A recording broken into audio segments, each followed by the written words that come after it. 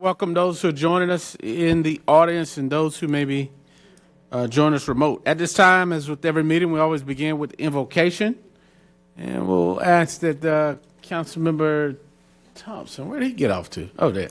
Councilmember Thompson, you mind giving us an invocation, sir?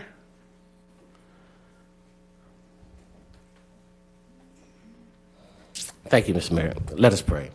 Heavenly dear Lord, we thank you for this day, another day that you have given us. Let us be joyful in all the things that you do, Heavenly Father. Bless these proceedings that we're about to attend to today, Heavenly Father, and let our minds be open to the suggestions and the movement and the future of the city of Fayetteville. Bless all those who are here in attendance and all those who are listening around the city. We ask you for all these things in your son Jesus' name. Amen. Amen. Thank you, Councilmember Thompson. And Council, as we move to Pledge of Allegiance. Allegiance to the flag of the United States of America and to the republic for which it stands, one nation, under God, indivisible, with liberty and justice for all. All right. Well, thank you. As we move to the agenda approval, Council, I have a work commitment at 4, so I may ask for a motion to be excused about 3:30. But so we'll cover as much ground as we can. But I'll circle back to you for that if you could consider that at the appropriate time. So as we move to 3.0, was notified by staff that 4.07 and 4.08 need to be reversed. 4.08 needs to be heard before 4.07 is considered. So if we approve the agenda, can we swap those two items out? All right, so there's a motion by Councilmember Hondros, second by Councilmember Hare to approve changes that were made with 4.07 and 4.08. Okay, can we wrap that up in this one? All right, so just for simplicity's sake, I appreciate it, Councilmember Hare. We'll do a separate motion for that, just for the clerk to have accurate minutes. So any discussion on the motion? All right, Council, I'll look to you for your votes. We'll vote on screen for the agenda approval.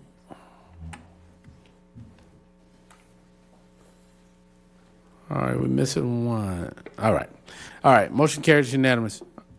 And Council, now I'll go to Councilmember Hare for... I move that we excuse the mayor at the appropriate time needed for him to take care of his professional business. All right, there's a motion by Councilmember Hare. Is there a second? Second by Councilmember Hondros. But I heard green. I saw Hondros. All right. So any discussion on the motion? All right, Council, I'll look to you for your votes. I appreciate that.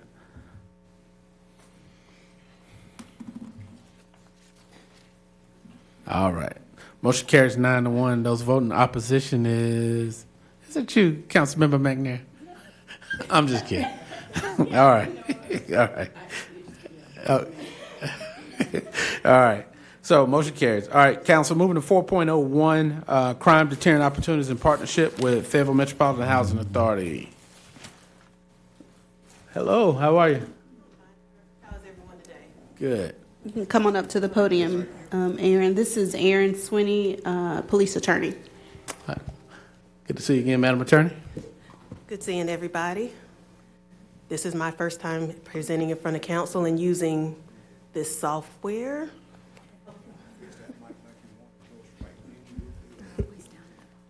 Always at the bottom.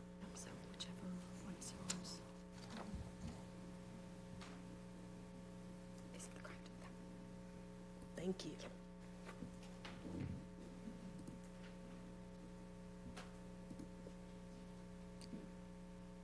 Well, I have a presentation on my screen, that screen.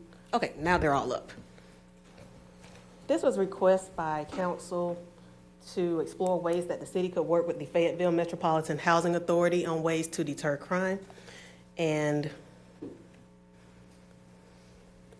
it was decided that the best way to address this concern was to first gather data on whether or not crime is occurring at properties owned by the Fayetteville Metropolitan Housing Authority.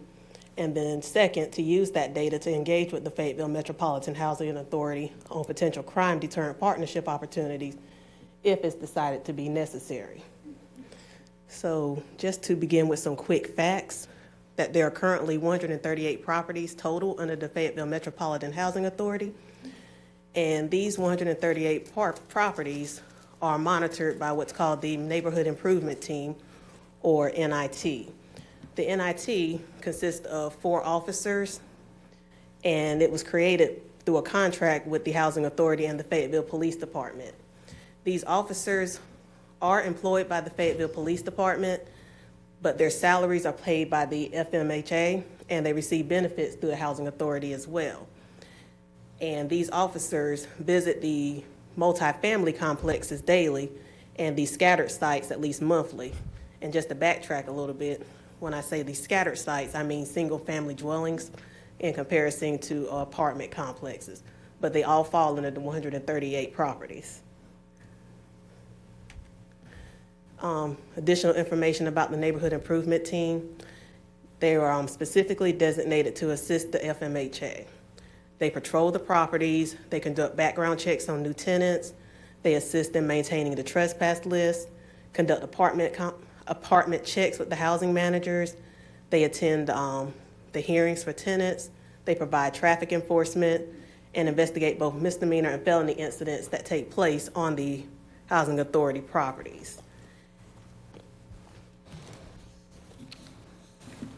Now, just going back to the original purpose of us being here, one of the requests was to collect the data, and this is the data taken from the Neighborhood Improvement Team. Some points I would highlight would be under hearings, where you see the number 221 for the year. There is a fairly close to 100% eviction rate once it reaches the hearing stage, and officers believe that, well, again, let me back up.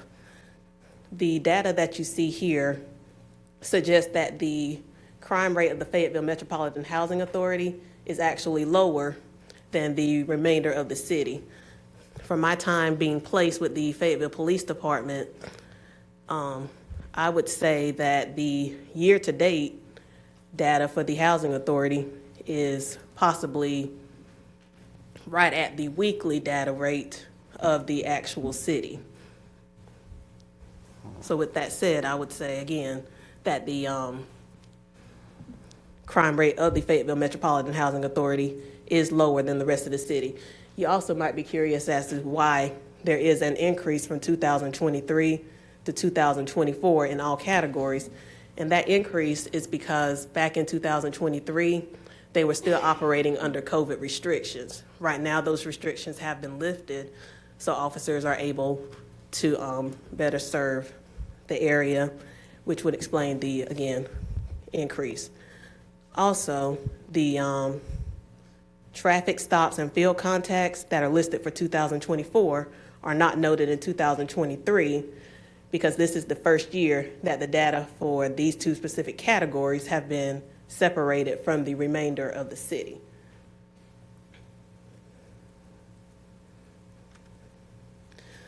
So to address the two central questions, is there crime at the Fayetteville Metropolitan Housing Authority? Technically, yes, but I would suggest that there is crime all over the city. However, the crime at the Housing Authority is at a lower rate.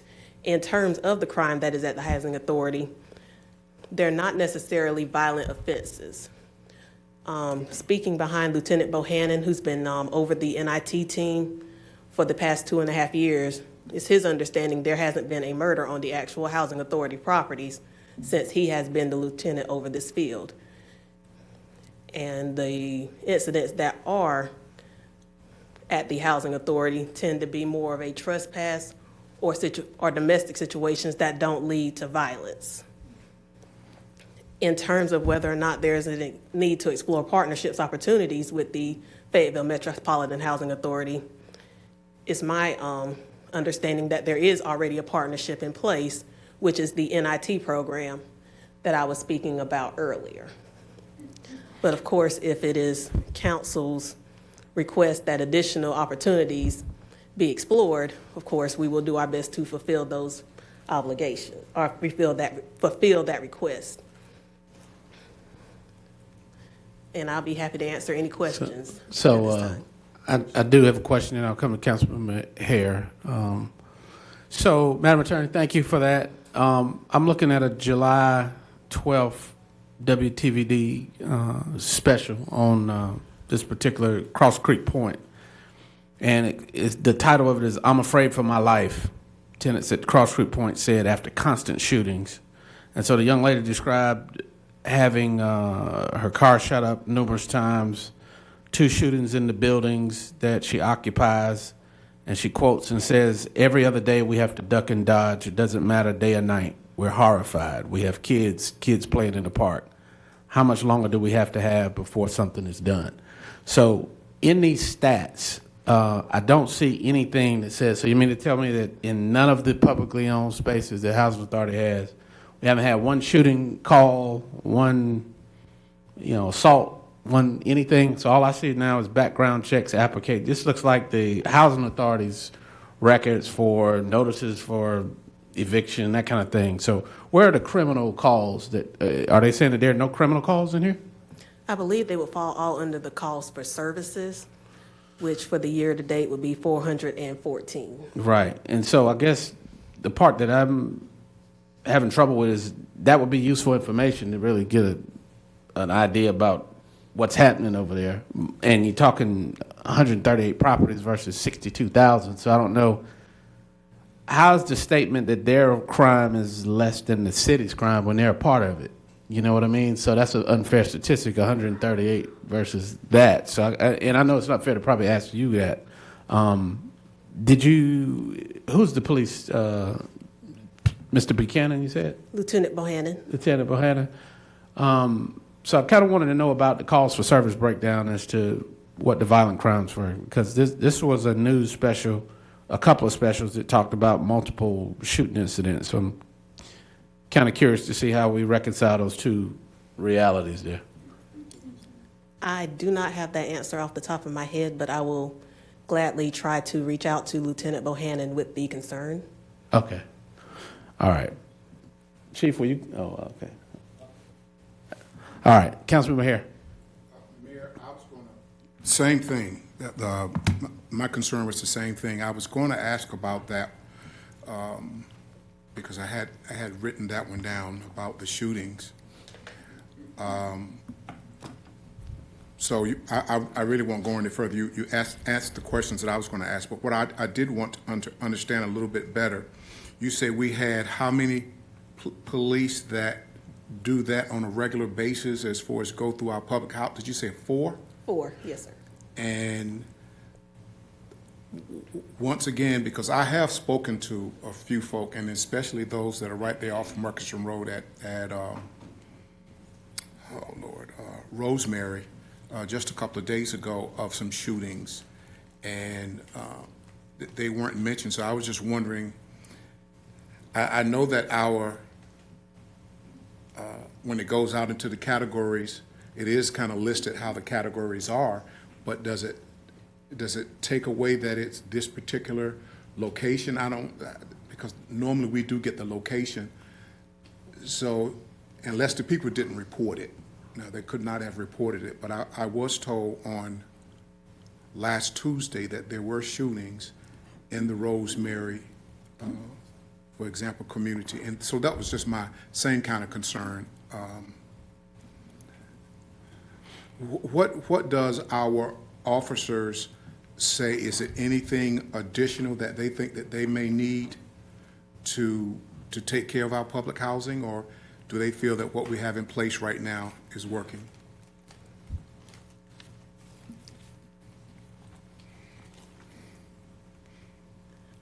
Is anybody going to help her? I would say If I can. that. Yeah.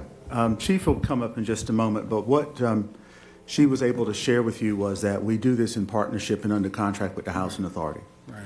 They are a public housing authority. The mayor appoints all the members of the board. Right. But in essence, they are a property management company. And it's no different than we would do for Little Young or others. They need to provide their security for their properties. And they do that by screening their tenants really well, holding hearings and evicting people who are problematic as well. But in addition to that, they have formed this partnership with us. I would encourage y'all to take this win. And that the perception that we talk about of crime in our city, remember we talk about it all the time? The perception of crime versus the reality of crime. And the data that she's displaying is showing that, at least on the property, not around Rosemary, because I get those calls too, that people are in the neighborhoods. But the actual folks who are called and responding. Now, we'll go back and we'll verify the data, because I think the mayor and council member here asked some really good questions. Want to drill down in that 491, was it calls for service? 414. 414. We'll drill down in that and we'll get you that back as a report. But what we're able to show is that we are providing, with the housing authority, safe, affordable, and clean and quality housing. We just don't have enough of it. But yes, I get the complaints as well, as you do, about shooting around the neighborhoods. I was talking to Mayor Pro Tem. I had to call about the other house across from me last night. They were having an illegal house party. Who's my representative talking about house party? In my neighborhood, yes. Well, remember, there was a shooting right across the street on Christmas Eve. So the reality of the housing authority compared to the reality that I live in my neighborhood, I like that one better at the moment. But Chief, do you have anything that you would add, Mayor, if you can, about the housing authority partnership? Well, we'll let Chief go, and then I have a couple more council members with questions. So for those who didn't know, I worked housing authority many, many years ago back, and it's changed dynamically over the past decade.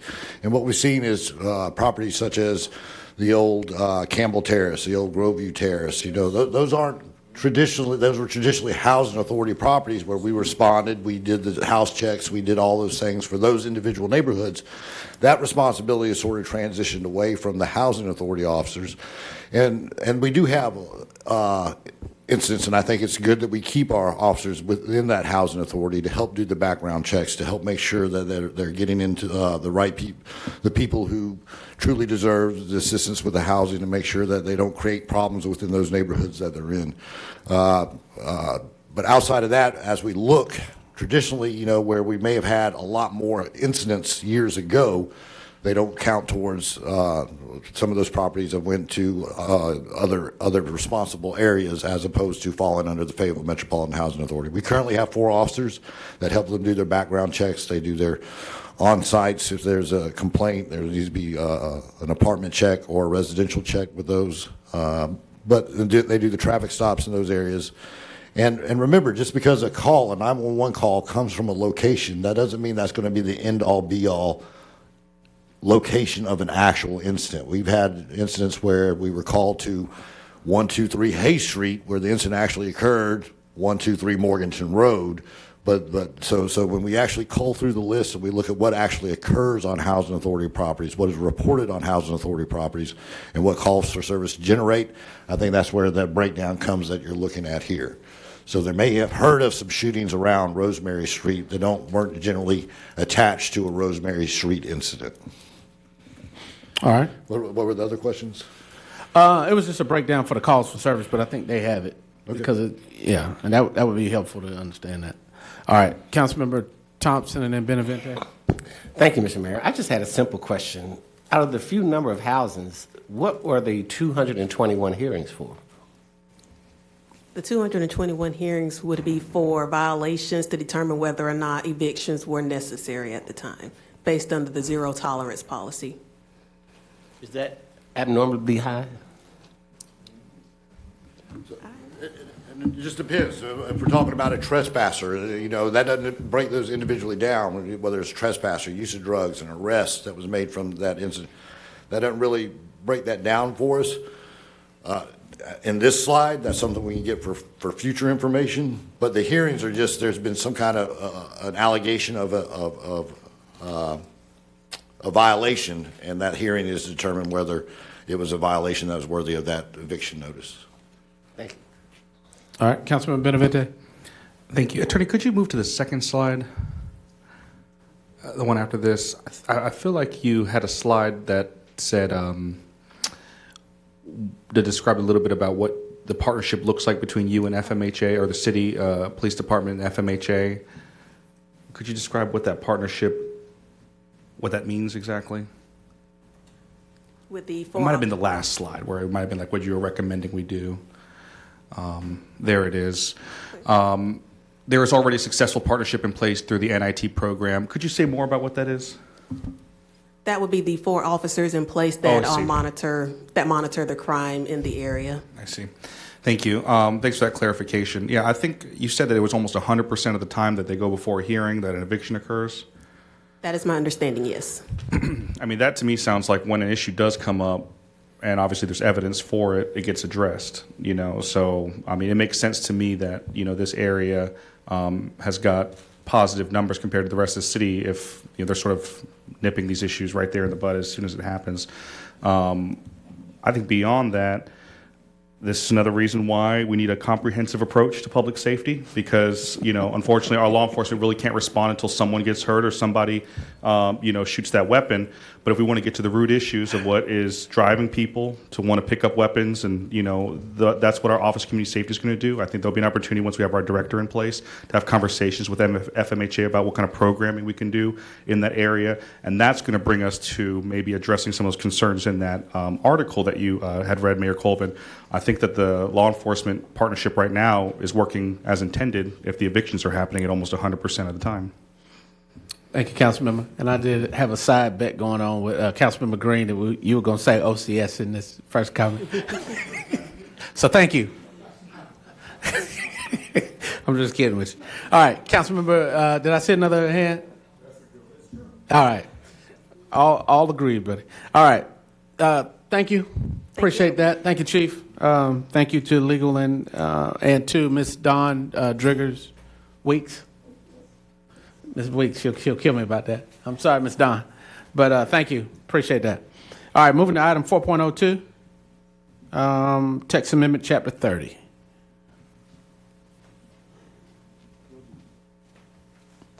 How you doing, sir? Good. Good afternoon, everyone. See if I can find it here.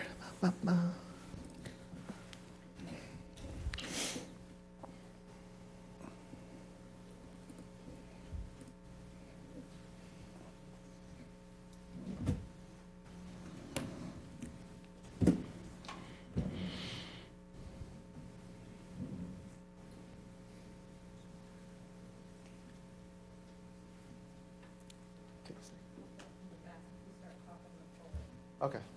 All right. This item, we're back to you. This was a Councilmember Hare's request at one time for vape shops and regulations, and hopefully this will pop up here in a minute. There we go. All right. So came in January to us. We were going to review the proposed county ordinance at the time and return. The option here is we can kind of go through this rather quickly. We've got it kind of penciled in for a May planning work session, planning commission. We can come back in June for council to adopt it is kind of the quickest route forward at this time. So the proposed amendment that we have, kind of listening to some of the comments that we had at the last dinner meeting, we made the adjustment. The county has 1,000-foot separation from all those. We bumped that to 1,500. But also added religious institutions as well as an area that we could regulate separation standards for all these uses.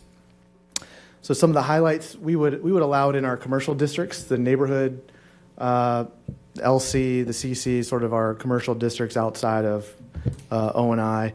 And this would, just to manage expectations, this would only affect new retailers in the city of Fayetteville. Those existing uses would become legal non-conforming if they don't meet the standards of separation. And this would be where the sale of tobacco and hemp is primary use of the business. So those convenience, grocery, gas stations that have that as kind of a part of their business would not necessarily affect them the way this is written at the time. Some of the research we did, of course, we did the county. Most of it was county, so Wake County, Cumberland County, a lot of those were similar. Apex, Fuquay, Varina, Knightdale. Jacksonville was interesting in that they had a lot of different separation. The 500-foot separation would be from residential uses. 1,500 feet would be from daycare, schools, parks. 2,000 and so on from similar uses. So we have that in the section there. no more than one use subject to these standards on the same property or in the same building, structure thereof, so you wouldn't have multiple in a strip center, multiple on a single piece of property. And this is part of that definition, that larger, very broad definition of tobacco and hemp retail, consistent with the general statutes. A lot of items here, a lot of things that kratom, all kinds of things. So it's a very broad base for all the vape uses, tobacco and retail. Electronic devices, this is very similar to what a lot of our other communities in North Carolina are doing. So our options, we can move this forward. We've already got it kind of penciled in date for the May Planning Commission. We can send it back, have more discussion. If we get through Planning Commission in May, if that's the desire of council, the quickest we can come back is the end of June for council for adoption. So, any questions? I did, Councilmember Hare, and then I'll go after that. Thank you, Mayor. Thank you, team, for all of the work that you've done thus far. I do like this. I have studied through it before today, and I think it's something that's very, very important. Before I give more remarks, I'd just like to say, just for example, right there at my church, there was a convenience store that has just closed, right on Merkson Road across from Kingdom Impact. They could not close that store, or the store went out of business, quick enough before the following afternoon, the hemp shop and vape shop was going up, and the sign is on the building today. And so I wish we really could have gotten this a little sooner. So I do accept, and I hope that council would follow me with this, so I do accept the guidelines that you put forward. I accept and request that it be the 1,500 feet. I don't know if there's anything that can be done about the little convenient store gas station shops that you just mentioned. That is one of the concerns. One of my other concerns is, what about the as far as zoning goes, where we have, I know it's in commercial, but what about where we have commercial, and right behind the commercial, within the 1,500 feet is a residential neighborhoods? And I have a lot of that throughout the district, as I know my fellow council members probably do, but especially on the Merkson Road corridor where it's commercial and you can just like walk right in the backyard into someone's, and so that's where I have a iffy concern. But I've had an iffy concern like that on a number of things over the years, way before there was hemp shops and tobacco smoking vape shop type places. So I don't know if there's anything that we could alter, but I don't want to go too far past that earlier deadline that you spoke on. So I hope to get more support from council today. Thank you, Mayor. All right.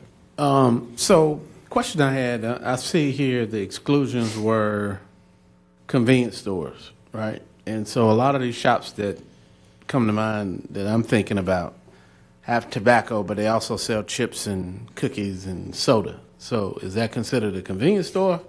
And so they would be excluded from this? Yeah, it depends. So you would think a normal gas station probably has a small amount of vape or some other items. You do have convenience. Yeah, it's similar. I'd say, to make it relatable, a bar versus a restaurant. You know, a bar has to sell X amount to be considered a bar. If they sell enough food, they're not a bar. So that's kind of another area. How much, we didn't get into how much area or how much space. So that's my question. That what are the definitions, right, to make sure that it's effective? Like, because some of that on the corner of you're talking about the entrance of Eccles Park, Councilmember Hare, across from Kingdom Impact, where that store used to be. So they sold other stuff. So would they have been excluded? You know, that's the point of trying to. If we don't have any definition about, you know, at least the state gives a bar and a restaurant, did you have to sell, you know, so much food compared to so much alcohol? So what are the parameters that we're dealing with here? Yeah, so our definition that we took, there's the principal sales and distribution of, so again, that principal sale and distribution. So if it's a a small fraction of. A lot of these are going to come in and apply as a tobacco, hemp, vape shop, retail, and that's when we can flag it. Now, if it is a Well, I mean, once we pass Yeah. the legislation, they'll call it a convenience store. So how do Yeah. we address that? Is it objective to who says they consider it one thing or another? I mean, I think the council probably needs to consider some guidelines for staff. That's going to put them in a tricky situation to declare one classification and one another. So you may just want to think about that. All right, Councilmember McNair. Thank you, sir. You pretty much asked the questions that I was concerned about because, one, there's a food mart in the plaza where my salon is located, and they sell drinks, chips, and all types of other things, and they also have, I don't even know if they have hemp in there, but they have the paraphernalia that they sell. Would that be the type of a convenience store that you are speaking of right now? It could potentially be, and I'm not a, an ATF expert or ALE expert on what. So some of those other federal or more state guidelines are probably more enforceable than what we could do with zoning at some tape. But it is a gray area essentially. There's a lot that could be changed, but if it is a strictly tobacco, and they're very creative in how they approach and open these businesses. Yeah, and then two, there's actually one block up, there's a hemp store that just opened, not in vape store that just opened. There's one on Skybow just opened, and there's two actually right there close to me in District 7. We have about 15 or 20. So I think I would I would feel kind of partial if we will allow them to continue to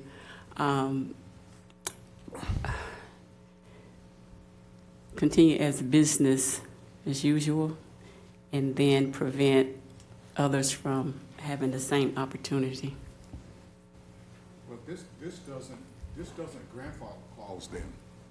This doesn't change those that are already existing, right? Yeah, I heard that, but he Right. said the new All the new businesses. Yes, that's what I said.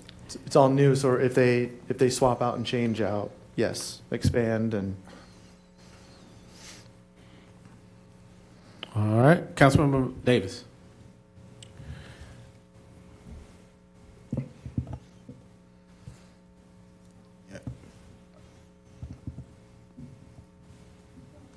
It's not on. Oh, Yeah. it's not great. I'm sorry. So, did the county have the religious institutions in theirs as well? Or is that just was? They did not have that. Okay, my only concern with that is if you drive in Fayetteville, there's a church everywhere in Fayetteville. And so, I don't know. I understand the concept of the religious institutions, but like I said, there's a church on every corner in Fayetteville, so I think it's going to cause a little conflict there. So that's just my 2 cents. All right, Mayor Pro Tem. Thank you, Mr. Mayor. So I have a question. I'm reading in the packet here, and my biggest question is for the county. Does theirs say that a convenience store, it does not affect? That's pretty much exactly. Yeah. Okay. A typical, and that's the thing. That definition probably fluctuates. Convenience of what? Convenience of So if Retail and I'm not versus- mistaken, we've sat at this table before and discussed all this. And the question is, I have to agree with the mayor, a convenience store is, once you understand what something is passed, you don't become a hemp store anymore, you become a convenience store with hemp in the back of the store or in the front of the store. But, I think that we really need to figure out what the boundaries are, because we're just changing the name of the store.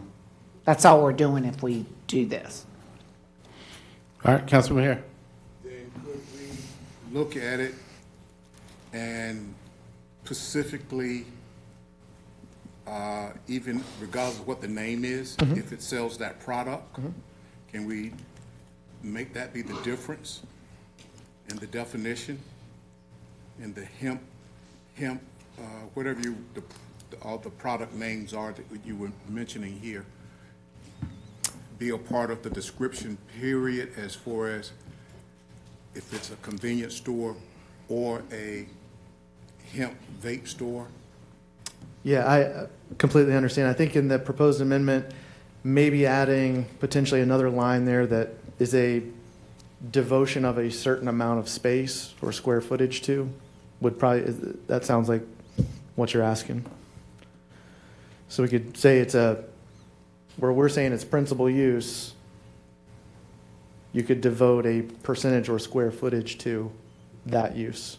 Even if you didn't say percentage or, just the selling of that product, because there's always loopholes for folk to get around things,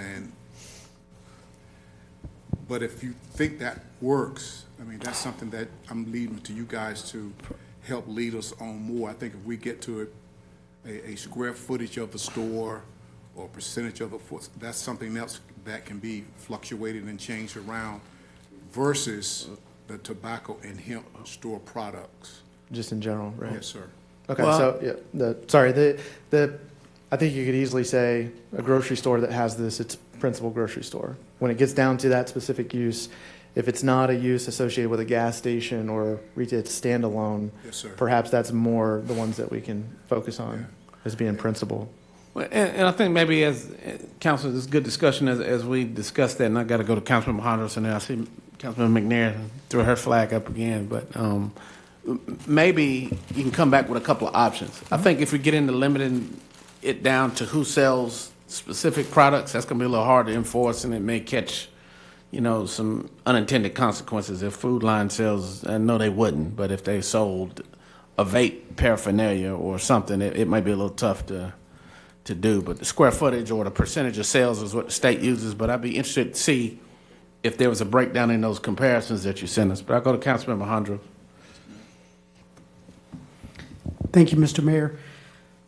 So much of what we do, whether it's stormwater, housing, different parks and rec, in this case, zoning and uses, I always like to be mindful and compare to peer cities.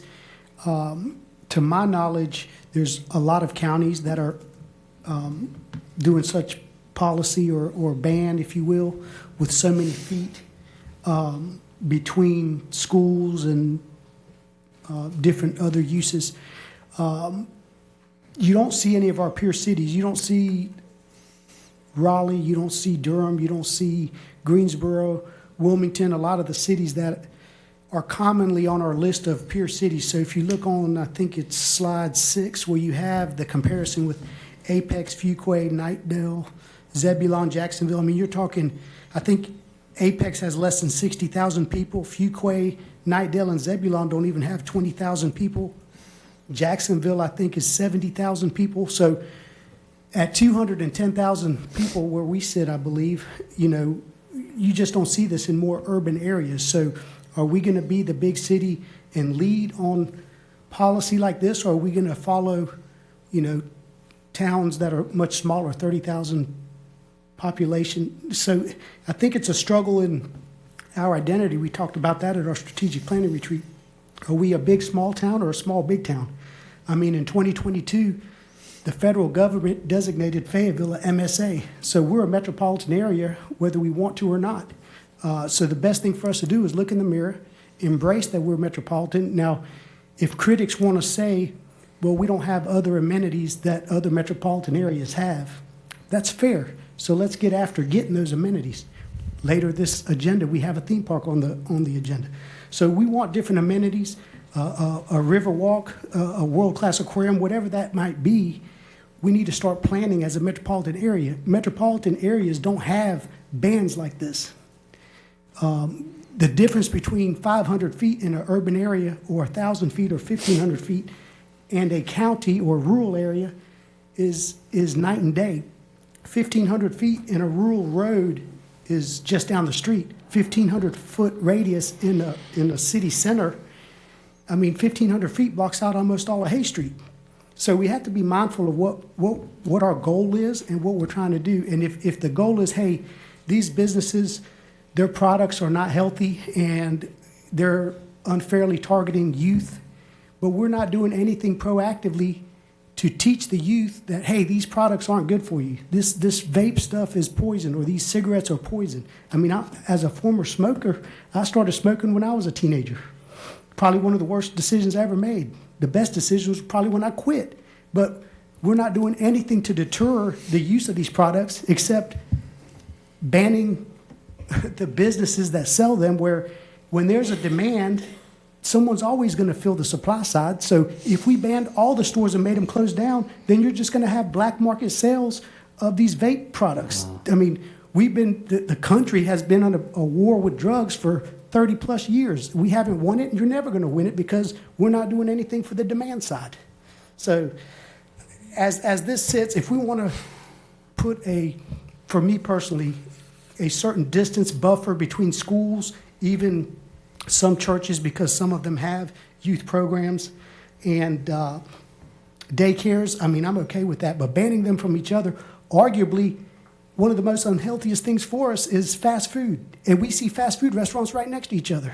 I mean, Murchison Road, we got the Murchison Choice Neighborhood Plan, and it's been designated a food desert without a lot of fresh food options. What you do have on Murchison Road, you got a Hardee's, you have a new Circle K gas station that sells fast food, you have a Chick-fil-A broke ground, you have these fast food places, and they're arguably the worst thing health-wise for any of obesity is way worse than vape and smoke, so we're not doing anything for that. Thank you, sir. All right. Councilmember McNair Thompson.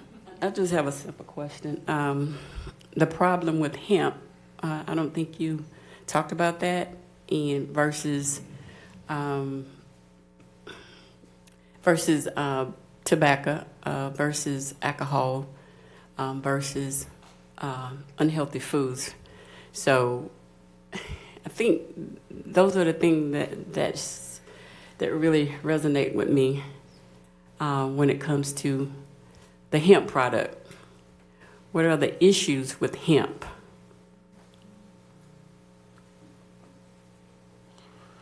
I don't know all the issues about that. I'm not an expert. I don't partake. So But that's I what don't. he's up there. So I'm like, look at. Yeah, that's a fluid topic about legality and all kinds of uses. The reason why I asked you that is because for like 7 years, I market hemp product.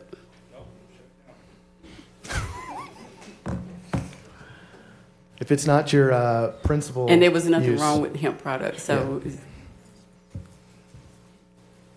now I'm confused. Yeah. I'm confused. Councilmember. Yeah, I was just saying Well, I that don't know hemp that he has has more it. health benefits than alcohol does. Well, I think we're kind of deviating from Yeah. where we were, but let me go to Councilmember Thompson, then to Mr. Hewitt, and then we'll see if we can move on. Thank you, Mr. Mayor. I just want to make a small point. Either we can be 100% right or our peer series can be 100% wrong. But we're not going to go along just to get along. I think the number one thing we should be looking at the outcome of this item is to protect our kids. The kids are our future. If you want to look at hemps, just look at where they're located and then come back and tell me. Thank you, Mr. Mayor. All right, Mr. Hewitt, then Mr. Hondros for the final round. I see. Yes, sir. Thank you, Mayor and Council. Will's here to give a report, but he's also here to gather information and questions that the Planning Commission can help answer. So I think the questions that we've heard so far are better definitions for what constitutes a principal use or not, whether it's square footage or some or types of sales. There were specific questions about what is hemp, why is hemp problematic or not, if that's related to the vapes. I think that's where you were going, like why add that versus the vape or not, so we could maybe do some of that. And Mayor, if there were other questions along those lines that you'd like for your Planning Commission to explore before it comes back, Will's taking very careful notes, and but if there's a consensus of council at the appropriate time, I know that, thank you. All right. So, Councilman Hondros, you had your light back on?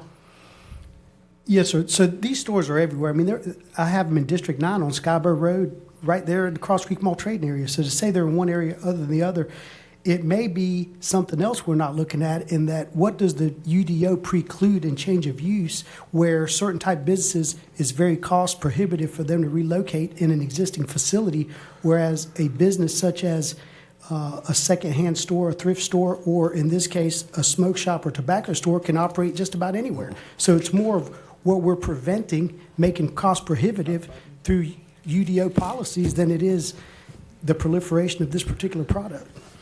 All right, and with that, UDO chairman has a item that he's presented to his committee. I see about that. You know, my grandmother used to say, "Too much of anything is bad." So I mean, it doesn't mean that in its concept in its entirety is bad.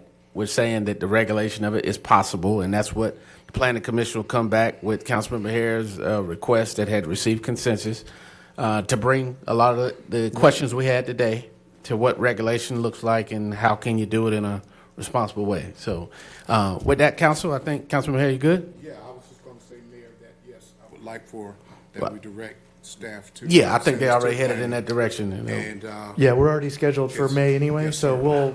we'll present them this, and we'll kind of workshop some of those questions that you guys came up with. there's nothing wrong with Think- no. Well, I don't think so because they already have it set with the Planning Commission. This was just a checkup and update, This is it? right? Yep. Yeah, we've already taken action. You don't recall that, Councilmember? I thought the next slide said Oh, recommended action. and there's nothing wrong with the city of Fayetteville being the leader. yeah. All right. That recommended action, that to me says that it continues. Direct said to present proposed amendment to the Planning Commission. Mr. Hewitt, tell us what the operational inconsistency there is. I thought we had already directed that. There really is none, Mayor. Generally, you don't take votes at here, but if consensus would be very helpful to kind of show the You want to take Planning Commission. consensus, sir? That's what we normally do. I just thought that's what recommended action meant. Gotcha. All right, council, show of hands is sending this to the Planning Commission. If you're in favor of that, come back with answers to those questions. All right, those opposed? All right, Councilman Hondros, Banks, McLaughlin, and Benavente. All right, thank you. Appreciate it, sir. No problem. Moving to 4.03, improper towing ordinance amendment update.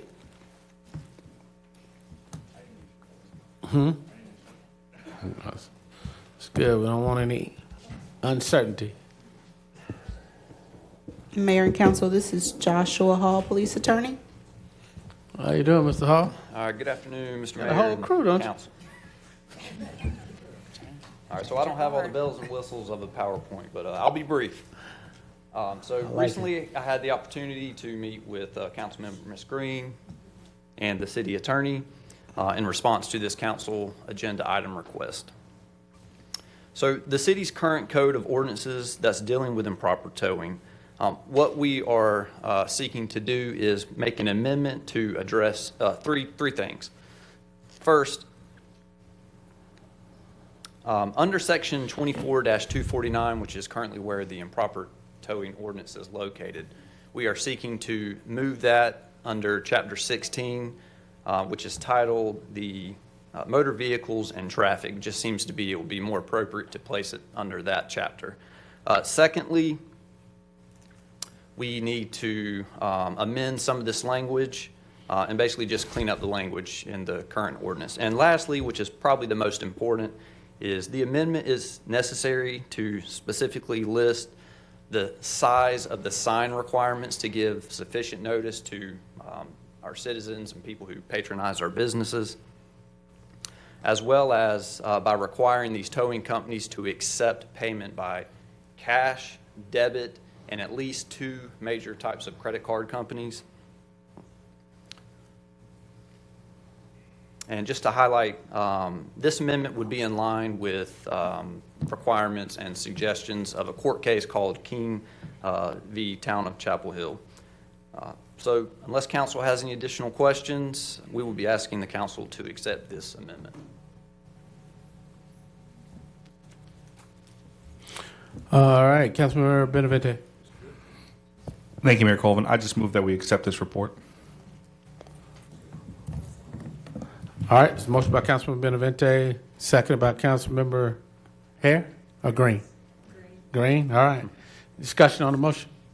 All right. All right, Councilmember Banks McLaughlin? Question on C, where say any towing operator removing a private vehicle shall report to the Fayetteville Police Department. How does that work? Is that in writing? I just want to be. So what the towing operator would be required to do, which is in our current code as it is to notify law enforcement. So if you're visiting a business, you come outside and your vehicle's now towed, you don't call the police and report your vehicle as being stolen. Hopefully there would be a database where they could quickly check and say, okay, your vehicle's been towed, ma'am, it's not been stolen. That's it, thank you.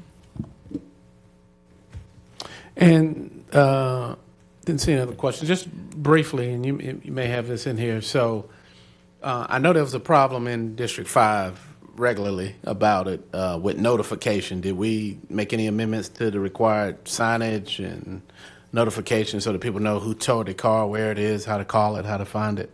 So there's a current state statute, General Statutes 20-219.2, which the state already has it codified. It's 24 by 24 inches. We've adopted that similar language as well. And of the area that had the issues, like I said, myself and Ms. Green, as well as the city attorney, went out and kind of looked in that general area, and it's my understanding that those signs are in compliance. Well, they are not. Okay.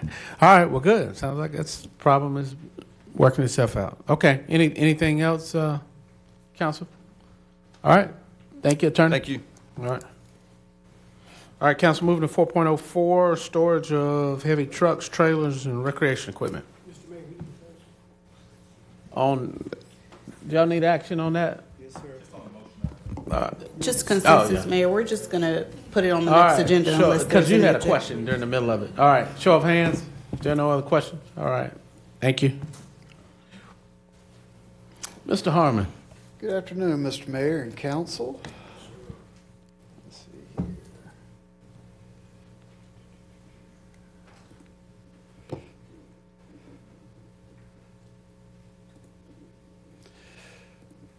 So this is another item coming to you from us that originated as a city council agenda item request. This one from Councilmember Thompson.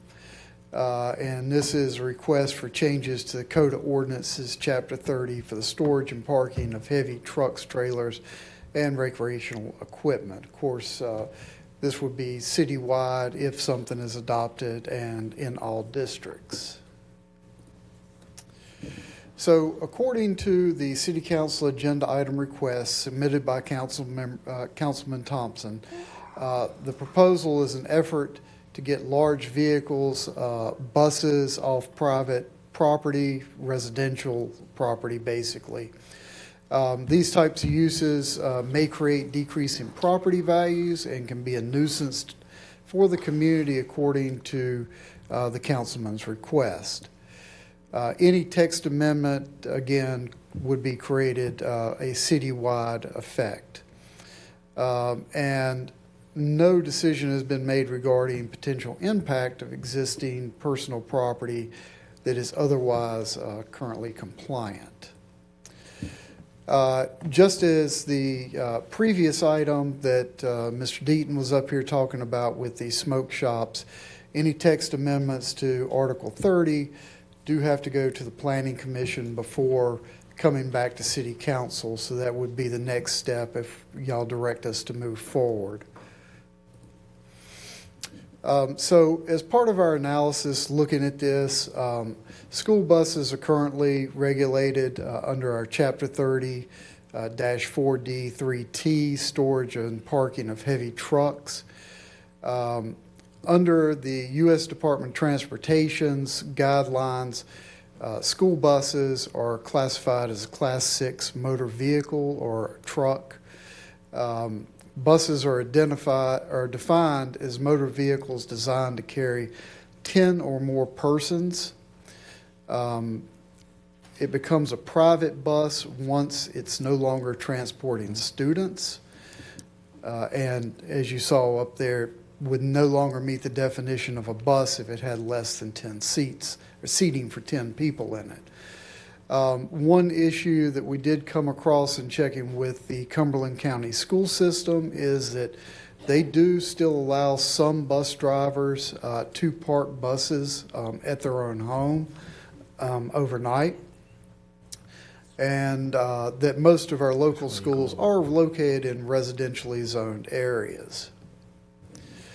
So what we're bringing to you today is a series of 4 options, and we're looking for direction from y'all to how to move forward. Option number 1 would be to create additional standards for these type of uses. For example, the possibility of additional buffering or screening to help hide these kind of uses. Second would be to create ordinance revisions to ban the parking of buses in residential zoning districts, except for at schools, of course.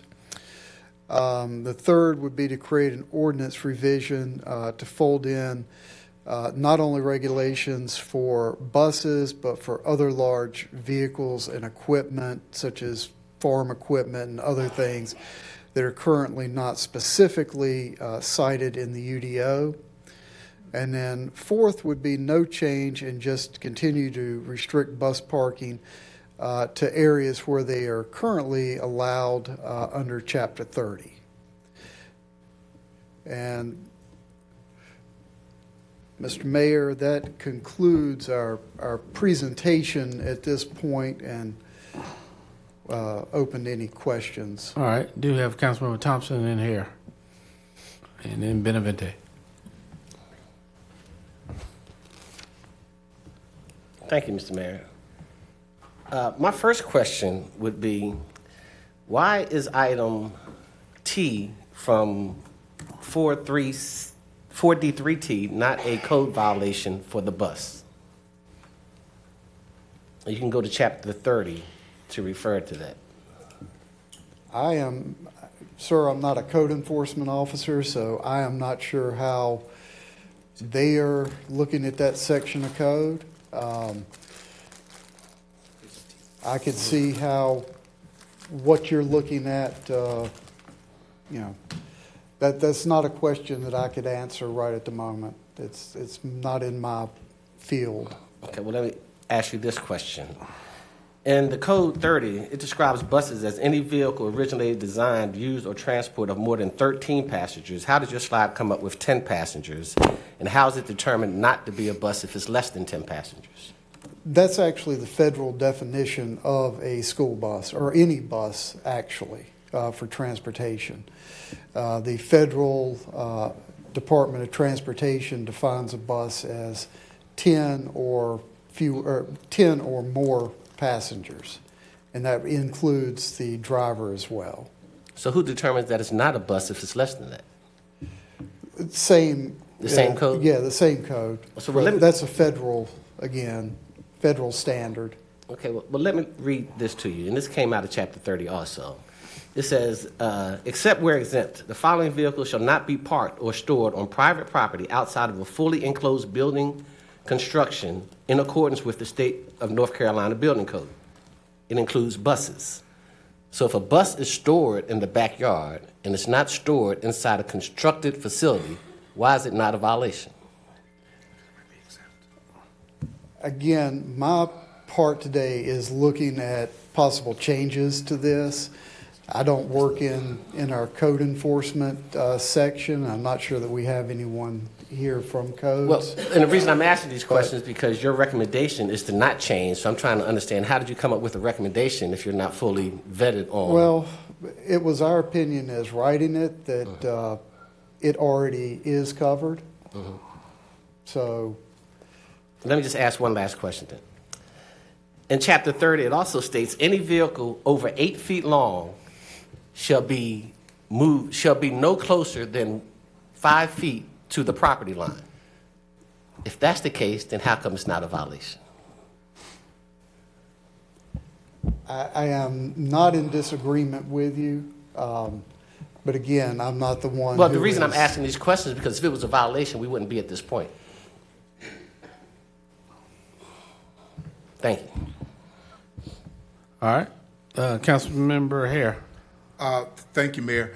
I know that, and I do appreciate my colleague in bringing this forward.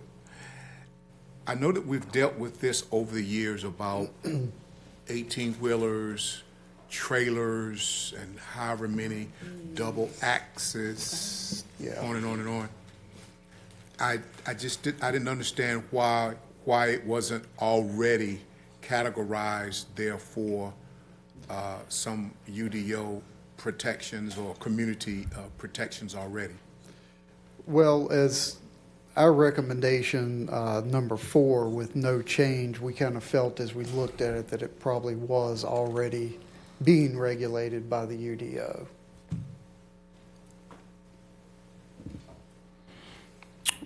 All right. You good, Councilman? Okay. So then, if I'm understanding this, and even understanding, because we continue to get, well, I assume we all continue to get the same type of calls, is it more, though I want to support my colleagues, but is it more not being enforced more than if it's here, or is it only enforced when a phone call is made, which a lot of things are, which I understand that too, you think? Yeah, and again, not being someone who actually works in code enforcement, it's hard for me to answer what the mindset is for that. Okay. I'm gonna follow his lead. Well, what we'll Mr. Hughes got all the answers. They fall up under his department. No, it's not. If that were the case, Mayor. This has been a concern of Councilmember Thompson for a moment. We have sent code enforcement officers out, and they did not interpret the code to say that this was a violation, which is why it's before you today. So one of the things that staff can do, we're very open to that, is we can go back and we'll work with the city attorney, if I can, to ask her to actually help us draft an interpretation of the code as it relates to the violation which is there. And if it is one, we will clearly begin enforcement. But the work that staff had done thus far said that what the current condition is not a violation as it relates to the code. But again, that's an interpretation. Now, the thing that the council can always do is you can say, through consensus, if you wish, that something like that you want it to be in the code, that is something that you want us to enforce in a positive way. And then we'd go back and we'd take a look at the code, and we would say, does the code need to be clarified to include yellow school buses as well as white church vans or any other vehicle that would be stored? Mr. Hare, you're correct. We cut our teeth here with tractor trailers. We cut our teeth with trailers. Anything, dump trucks, anything that you can pull, boats, RVs in the front yard, on the street. And it has always been a moving target, but if y'all would just clarify for us your interest, we will definitely do that, but we'll also ask the city attorney to work with us to get an official interpretation of the specific case that we're talking about. If I could ask, and I was looking through the document, I was trying to see exactly what, and my colleague, if you would, please, tell me exactly what your ask was. I don't see the little form here. I don't see it. We already gave consensus for that. Right. But my asking, if I could make a motion, Mr. Mayor, that's to move, direct staff to prepare a text amendment related to banning buses in residential zoning areas. And I saw Dr. Newton's back there. I saw him peek up. I mean, he's the subject matter expert in all of this. Residential zoning. It's just the man we need to see. Not actually, but I don't mind coming up when I hear my name. I think city manager has given pretty good indication as to what's happened on this, where there's been questions about having a bus, school bus, being converted into an RV and then in a residential neighborhood. And what do you do? And it hasn't violated any of the ordinances, as code inspectors have gone there 3-4 times, which led to the request to look at a text amendment. We have, the way that we handle that is what you've just heard, and I don't like one division or one group or one department calling out another department. So they have worked together on coming up with what can we do, what are some options. Options are leave it alone, because any text amendment that you have applies to every parcel in the city, and find out if there's any other avenues, any other creative ways to work with this. We have worked with legal, as we do on any of the 14,000 cases that happen every year in the city on code enforcement. But we have dealt with this one in particular, talking with legal as to what are some options that we have. Part of the language that you have in front of you includes, all right, well then if we're going to do this, should we be looking at others, and what are the impacts of those? Mr. Harmon shared the point of what happens when somebody's already there and is allowed to be there. They're licensed, they have their tags, they're paying their personal property taxes with the county. Can they no longer be allowed to perform that activity? That's something that involves more conversation, more review from legal on this. Where we are on this is there was a request, a very direct request to take a look at a specific thing. When they looked at the specific nuance of this, if we're going to say can't do it on school buses, that's problematic. It's going to have to be broader, which you see that in the way that it's been written. And if we do apply it, making sure that we are not pinpointing down to one parcel something that's going to apply to all of it. So again, these are city ordinances. We've got a dozen people in the inspections handling a lot of things. As they looked at this each of the times, and not just our office, but two others have looked at it, there were no existing violations that existed. But if we want to come back and say something, we certainly shouldn't tell those who are riding and driving school buses for the districts that you can't park them.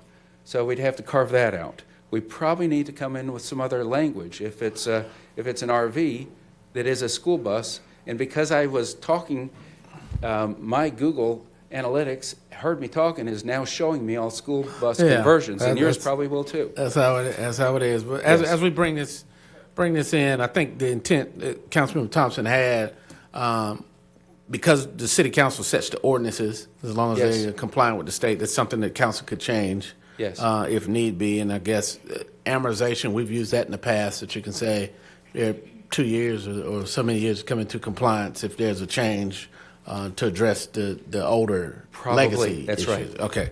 Right. Councilmember Thompson, you want to? Just a quick note, Mr. Mayor, and I want everyone, I don't want to be misconstrued about what's being said here today and what has already been done. This is a bus that's in somebody's backyard, that's next to a lake.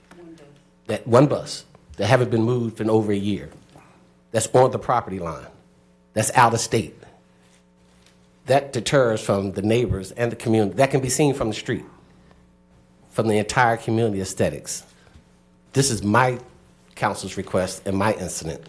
That's why I went to specifics to be known. I have already tried to reach out to the individual. I already asked, could I send a certified letter? The neighbors has already talked to the individual. Once you have exalted all other measures, this is where we are today. Thank you, Mr. Mayor. All right. Thank you. Councilman Benavente? I believe there's already a motion on the floor. I'll allow us to vote on that before I make another motion. Was there a motion on the floor? Okay. All right. Is there a second? Who's the second on? Can you restate it? Yes, Mr. Mayor. My motion was option 1 is to move direct staff to prepare a text amendment related to banning buses in residential areas and present text amendments to the Planning Commission. All right. There's a motion by Councilman Thompson. Is there a second? I'll second with the question. Okay. That's not how that works. I'll second with the question, and I was trying to understand. Help me understand this. If they still do it, I guess 35, 40 years ago, I drove the school bus, and I was able to take the school bus home. It's probably longer than that one, I had a dirt DJ. road beside my house, and I backed that school bus down in there. I don't know. I'm asking, is that something that they still do? The kids? They don't No, drive anymore. kids don't drive. They can't. Oh, okay. So that definitely was longer than what you just said. Just so everybody knows, we All right, so councilors, we bring this back. So Never mind. Never mind. So Councilman Hare, does that are you still the second on this consensus motion? Yes. All right. All right, council, we've had multiple discussions on it. There's a motion to make adjustments or recommend staff make adjustments to the current ordinance that would restrict the type of storage or parking that we talked about in residential communities. Second by Councilmember Hare. Those in favor, let's go to the computers for votes.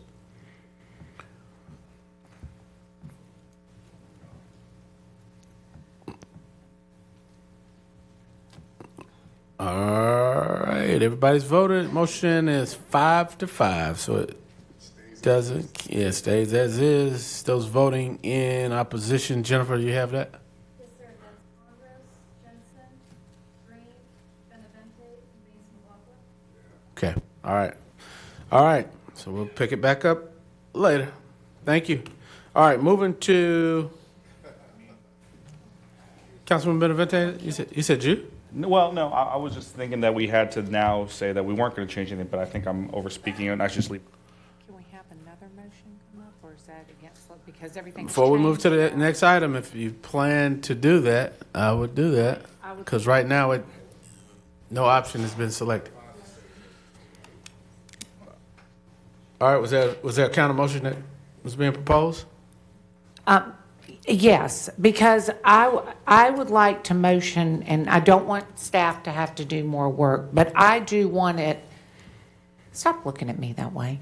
I want to know why it wasn't, because it said it right here what he said, and I didn't get a good explanation for it. Why wasn't what, a violation? Why wasn't it a violation? And then my next question is, I didn't get to, at one point I heard that they were living in the bus, but now I'm hearing that it's storage.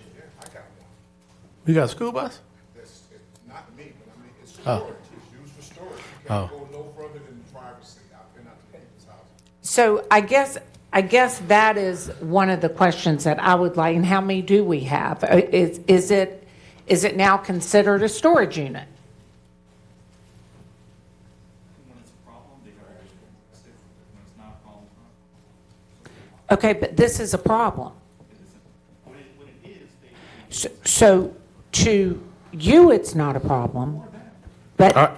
She has the floor, Councilmember. Or So to them, push your it's not a button. problem. So I will go back and say, I'm very interested in this, because right now I have a huge problem on an app called Swimly, that 150 people are going to a house, and there's nothing I can do about it. So with that being said, if we sit here and say we can't have storage in the back, then, and nobody in the city is going to do it, we have to, I want to know why. That's all. That's all. Why is it in there the way it is? And it was perception. It was perception. So I don't know what my motion would be. I'd like my motion to be that they come back and explain it to us. That's what I would like. Because well, I Mr. know Newton says they've made multiple trips, so you probably can tell that. Can you answer our question based on the staff's? Sir, we could answer that question if you want now. Okay. We have two people who've, I've asked while this was going on if they would come. So we have J.R. Rutherford, oversees code enforcement. He'll be able to give that if that's your desire. Or we can provide you a memo of what's happened. But I think it's really up to you. We're ready to do what you want. Again, what I read on here, it said it was not allowed. And perception is everything. So that was my question. Every case that we have has a full set of details on it. Every case has it that would allow us to pull all that information, or you could hear from the manager of code enforcement who's in the back. I'm not gonna belabor it. I'm gonna take my motion off, and I'm gonna speak with Councilmember Thompson, and we'll figure it out. Thank you. All right. Thank you. Dr. Newton. All right, moving to item 4.05, Comprehensive Transportation Plan Update.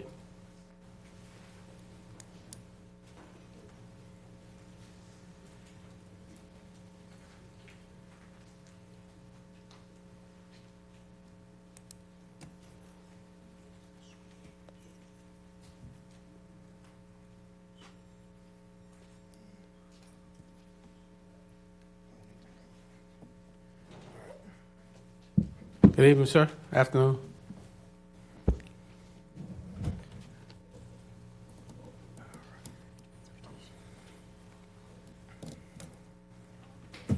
Yes, ma'am. All right, good evening, Mayor, and members of council. Thank you. We're here this evening to kind of go over two items with you. One is going to be our Fayetteville Comprehensive Transportation Plan, and then right after that, we'll review the supplemental Fayetteville Comprehensive Pedestrian Plan study. That'll focus on some school information. So with that, I'm going to introduce the consultant we have on board to kind of review these two. His name is Zach Bugg. He's with Kittleson and Associates. So with that, I'll turn it over to him.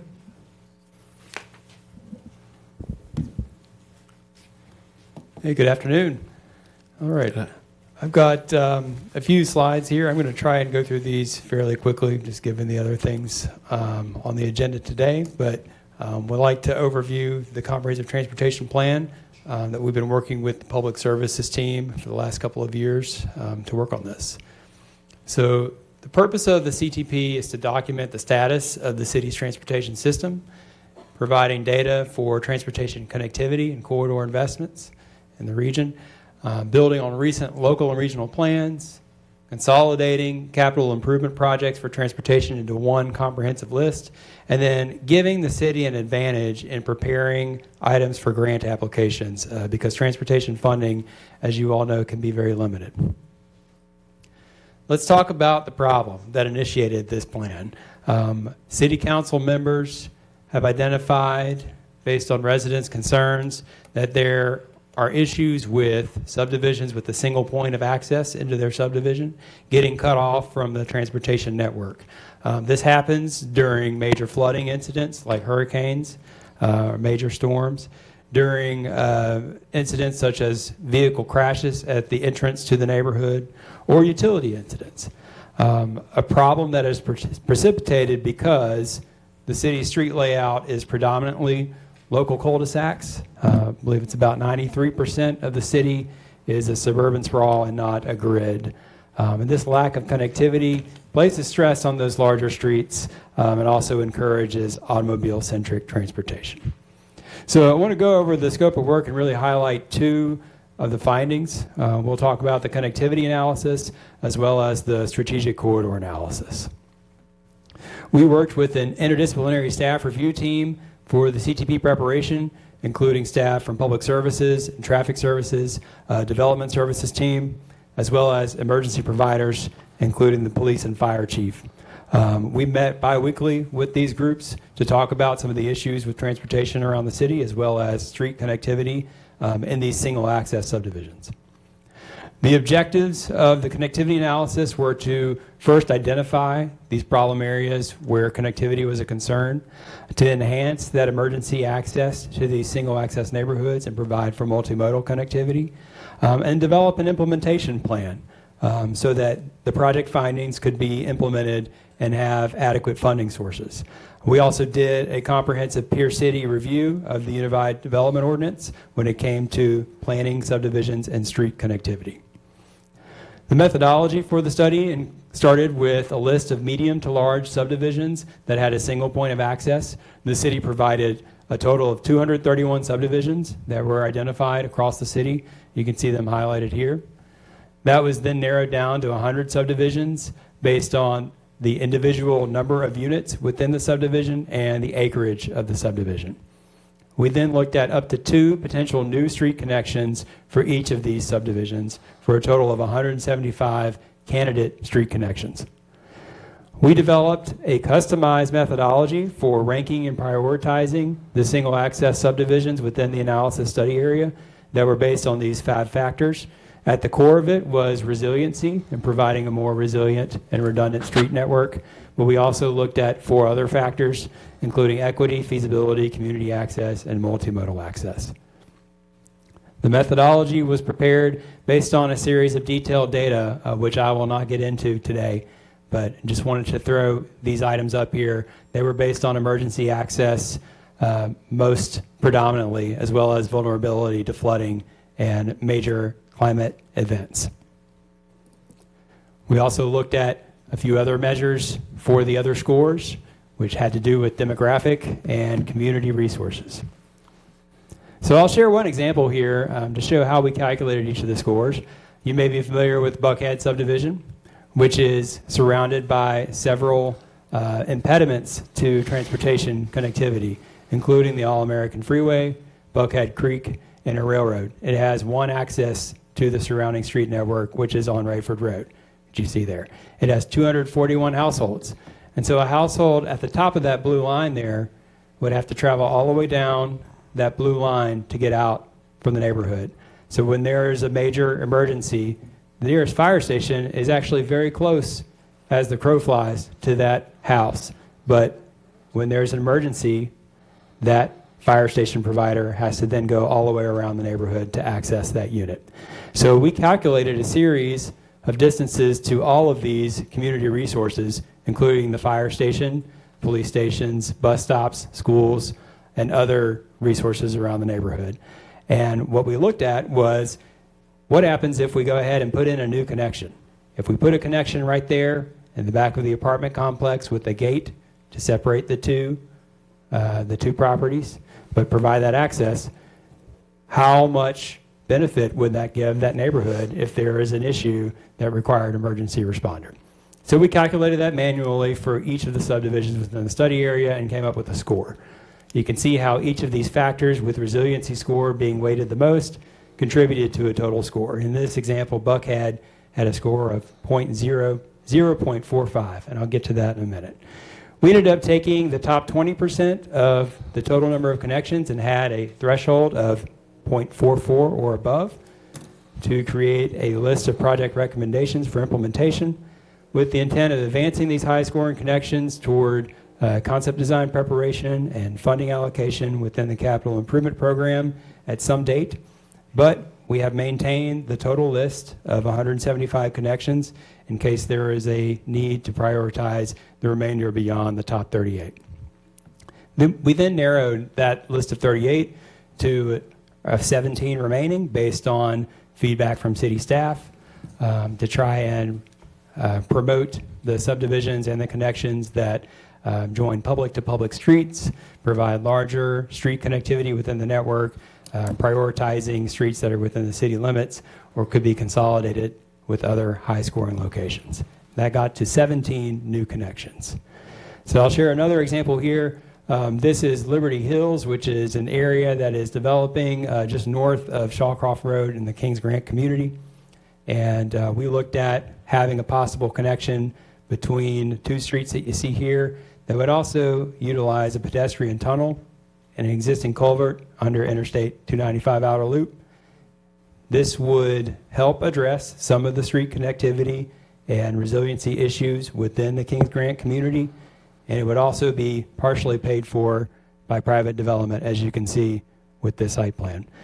So the intent of this exercise is not only to identify city-funded capital improvement projects and programs, but also to work with private developers to require these sorts of connectivity recommendations as they are being developed as infill. So you can see some costs here. This was done for each of the proposed recommendations. We also prepared a peer city review and a series of recommendations for the development code to try and enhance street connectivity and multimodal access within that code. We compared with three peer cities that you see here, Wilmington, Town of Cary, and Winston-Salem, with the goal of shortening emergency access, increasing multimodal access, and then having that neighborhood connectivity between subdivisions. All right, then moving to the other half of the CTP is a strategic corridor analysis for the major transportation corridors within the city. You can see the objectives here, trying to identify these areas that are critical to the transportation network, identifying locations that do not meet multimodal transportation performance, identifying some countermeasures and some mitigation tools, and then developing a plan for implementation and identifying those funding sources so that we can pay for everything. The corridors that you see here were included in the study area. As you all know, most of the major roadways in the Fayetteville area are owned and maintained by NCDOT. So this study is city-funded, and it therefore only reflects city-maintained and owned roadways, with a focus on those that have 4 or more lanes, or 2 lanes or more experiencing congestion or cut-through traffic. The overall approach was a comprehensive list of performance measures for the traffic and transportation modes that you see here. We used a 3-tiered screening process where we located transportation deficiencies, prioritized those locations, and then identified individual projects to try and address those deficiencies. Those individual projects had a wide range depending upon the mode of transportation and the issues that they were intended to resolve, but they did include traffic safety and congestion, pedestrian and bicycle infrastructure, as well as transit access and improvements. And these specific tools were customized to the City of Fayetteville and screened and discussed with City of Fayetteville staff. An example I'll show you here is on Village Drive, which experiences a lot of multimodal transportation challenges, including a high vehicular crash frequency, a lack of crosswalks, and then a very high stress bicycle, transit, and pedestrian network. It also includes an at-grade rail crossing and a poor congestion and level of service at the intersection with Owen Drive. The recommendation for Village Drive, for example, would include each of these treatments that you see here. So it would be a lane reallocation to have on-street bicycle lanes.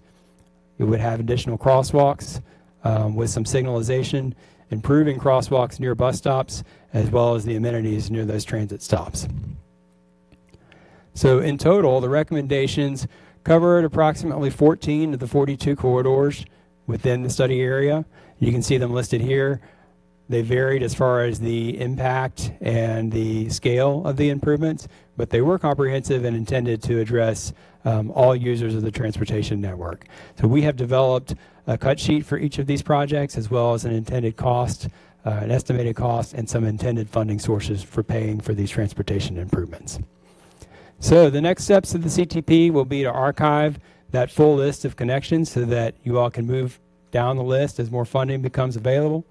Considering synergy with maintenance and resiliency projects, including the stormwater project, designating these corridor projects as well as phasing plans for short, medium, and long-term implementation, identifying those funding sources and applying for grants, and then performing community engagement. Since this was not a federally funded project, public meetings and community engagement were not necessarily required through the preparation of the plan, but they would be required after projects are selected for funding and moved into planning and design.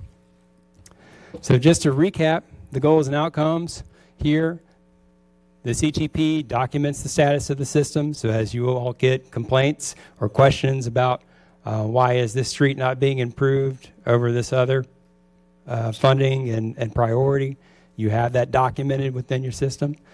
Providing the data for connectivity and corridor investment and decisions, building on all the local and recent regional plans, such as pedestrian plan, which we'll get to in a minute, consolidating those projects into one comprehensive list of transportation needs, and then giving the city an advantage as they get into applying for these very competitive grant applications and funding individual transportation projects.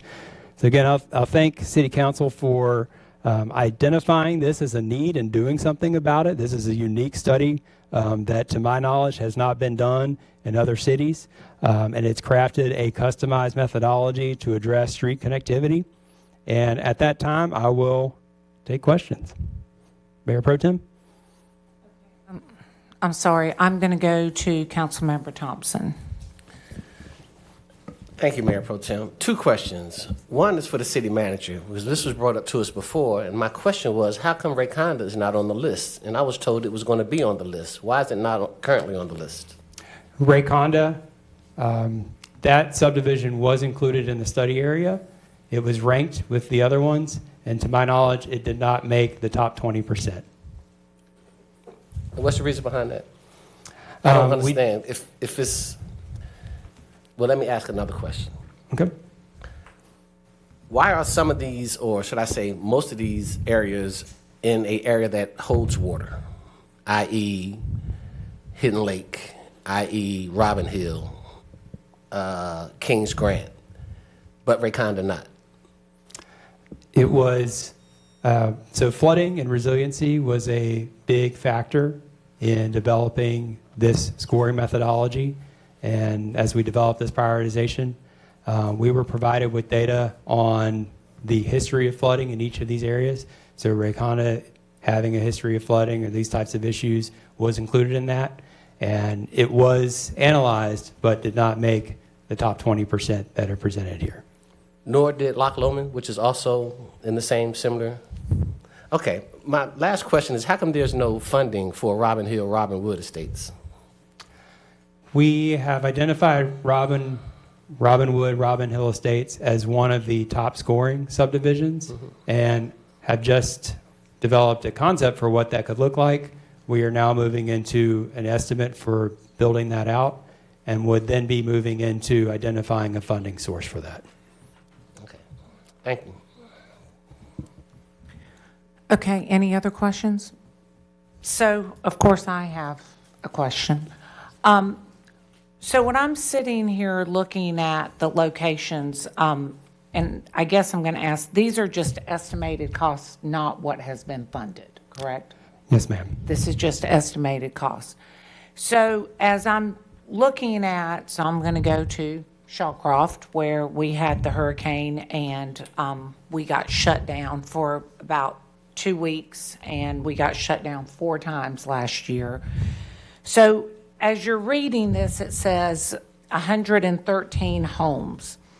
But everybody that uses that exit, just in the information that you have, is 657 homes, with another 200 plus homes going into it. So I just want everybody to understand, it's on there on both ends of it. So on Liberty Hill, what I'm seeing is that will be going off of Shawcroft to the outside. Yes, ma'am. Okay.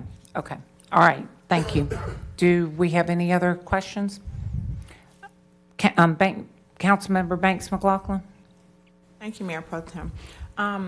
For future development, don't we have an ordinance or something stating that for new development, they have to put sidewalks in?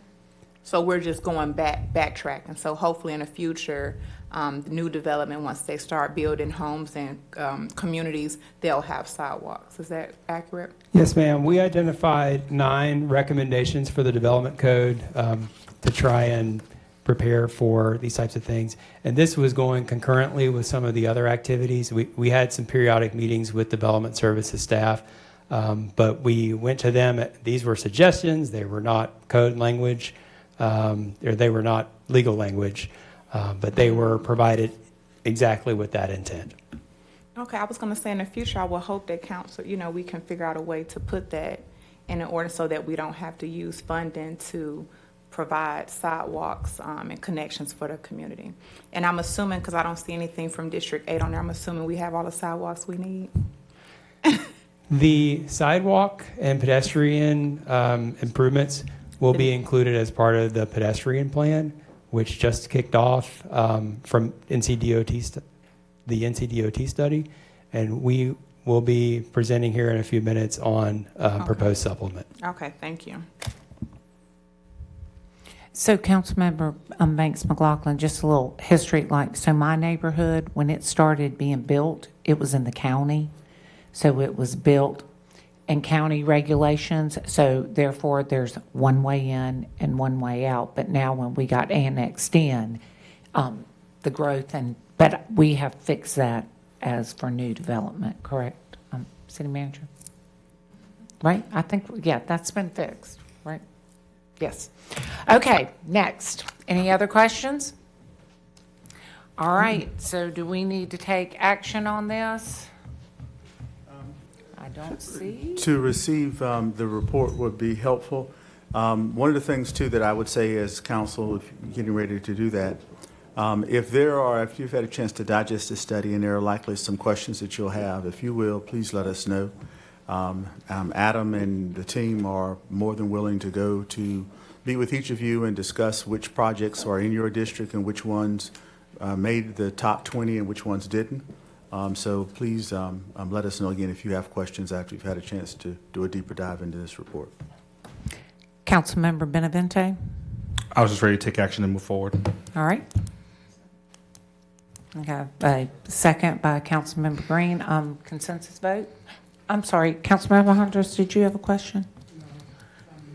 All right, all those in favor, raise your hand. All right, that is unanimous.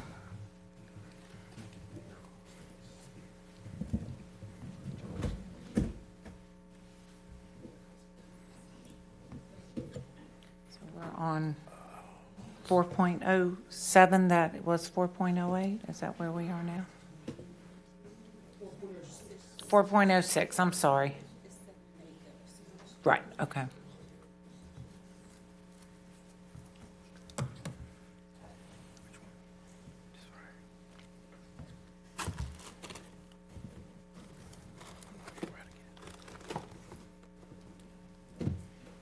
I'm getting ready to steal her.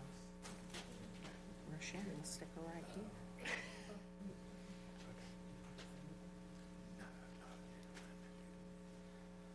All right, this will be much shorter than the last one.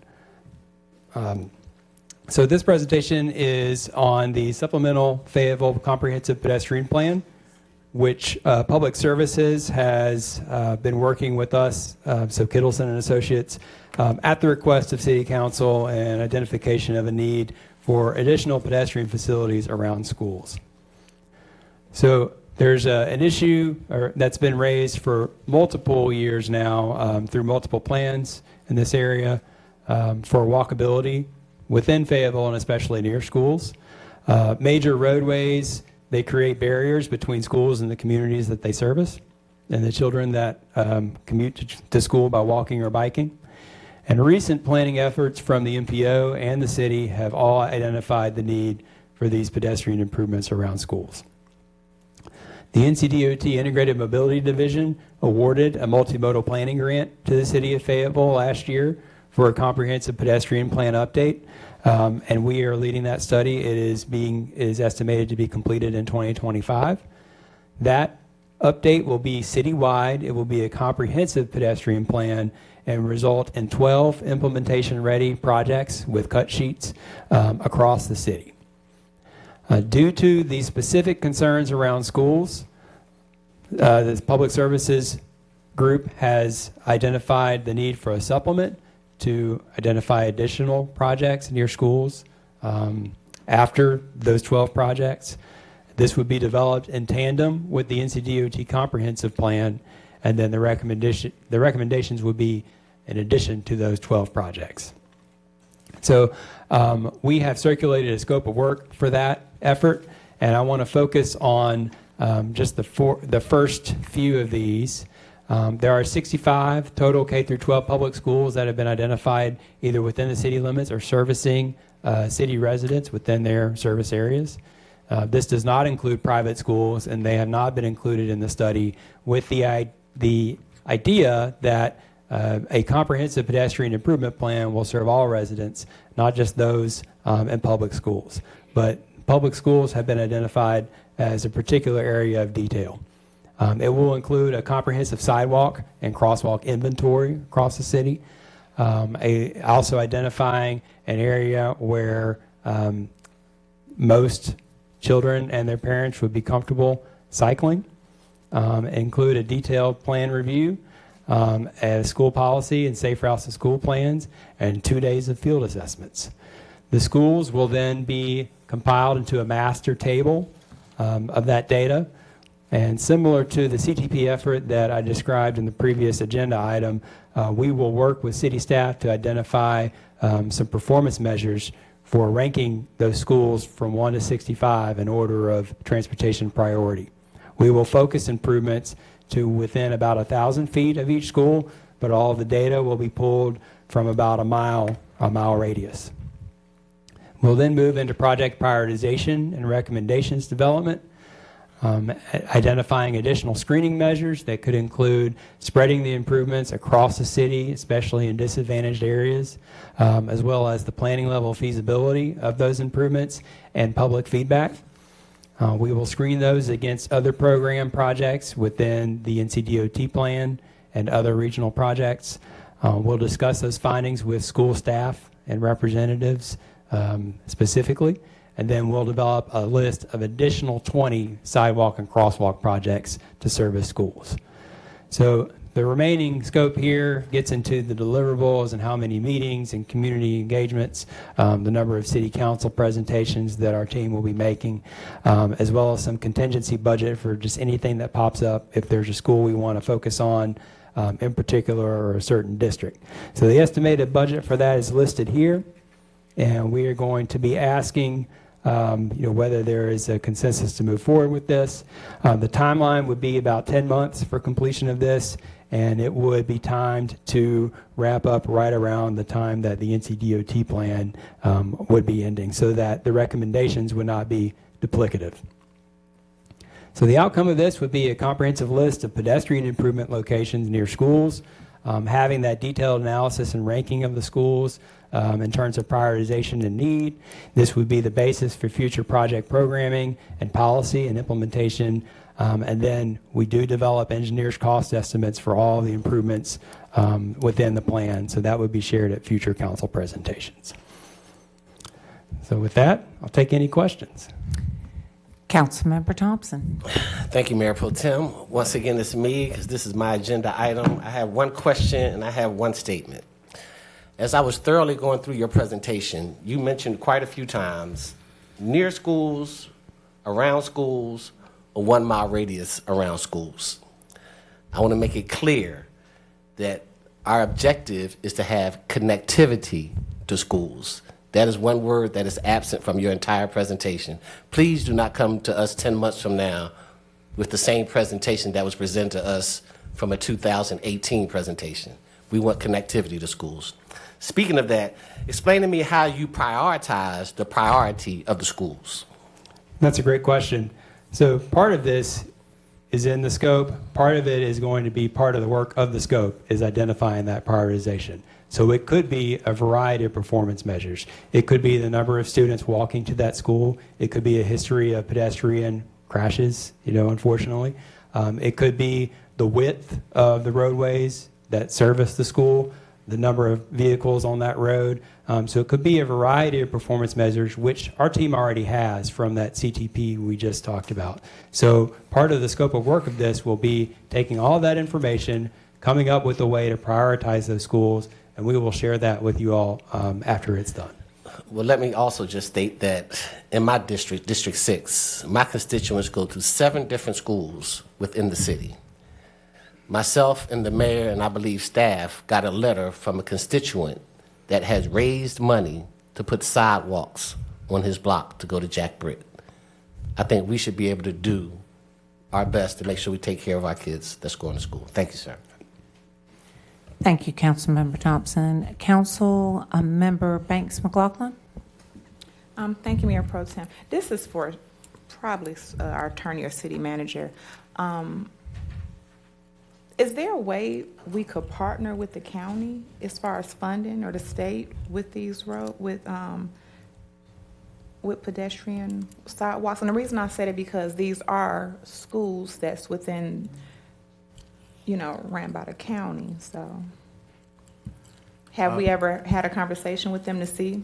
Because that'd benefit the community as well as the county. Yes, ma'am, we have. Okay. The counties are. This is going back to my municipal administration, cannot maintain roads, cities and the state. We did have a really great program, the red light camera program that was generating, was it a couple $1 million? And we had asked the school system to use that money that we were sending to them to do just this, to just a little bit, or to allow us to do additional recreational facilities on campus that could be enjoyed by the residents around the area. That was, at the time, was a no, but we certainly don't mind, if I can defer to Mayor Pro Tem, to put this on the next city-county liaison to talk about that we are doing the study and ask the county if they had some infrastructure money from ARPA that they could, that they're going to, they need to expend if there's an opportunity for us to help them spend their money. Yes, ma'am. Absolutely. Absolutely. So Adam, if you could, unless there's any concern, Mayor Pro Tem, we'd be happy to do that. And we don't mind also asking the school system again. We don't mind that if that's council's wish. But we were giving millions of dollars, and the answer was no. Well, maybe I'm going to say maybe things have changed. We pray so. We absolutely pray so. Thank you, City Manager. I'm going to go to Councilmember Benavente and then Councilmember Thompson. Can we go back to the slide that discussed the methodology and all the areas that you were reviewing? I believe there was like 4 or 5 of them. I think it kind of had like nice little emojis next to them. It's definitely towards the beginning.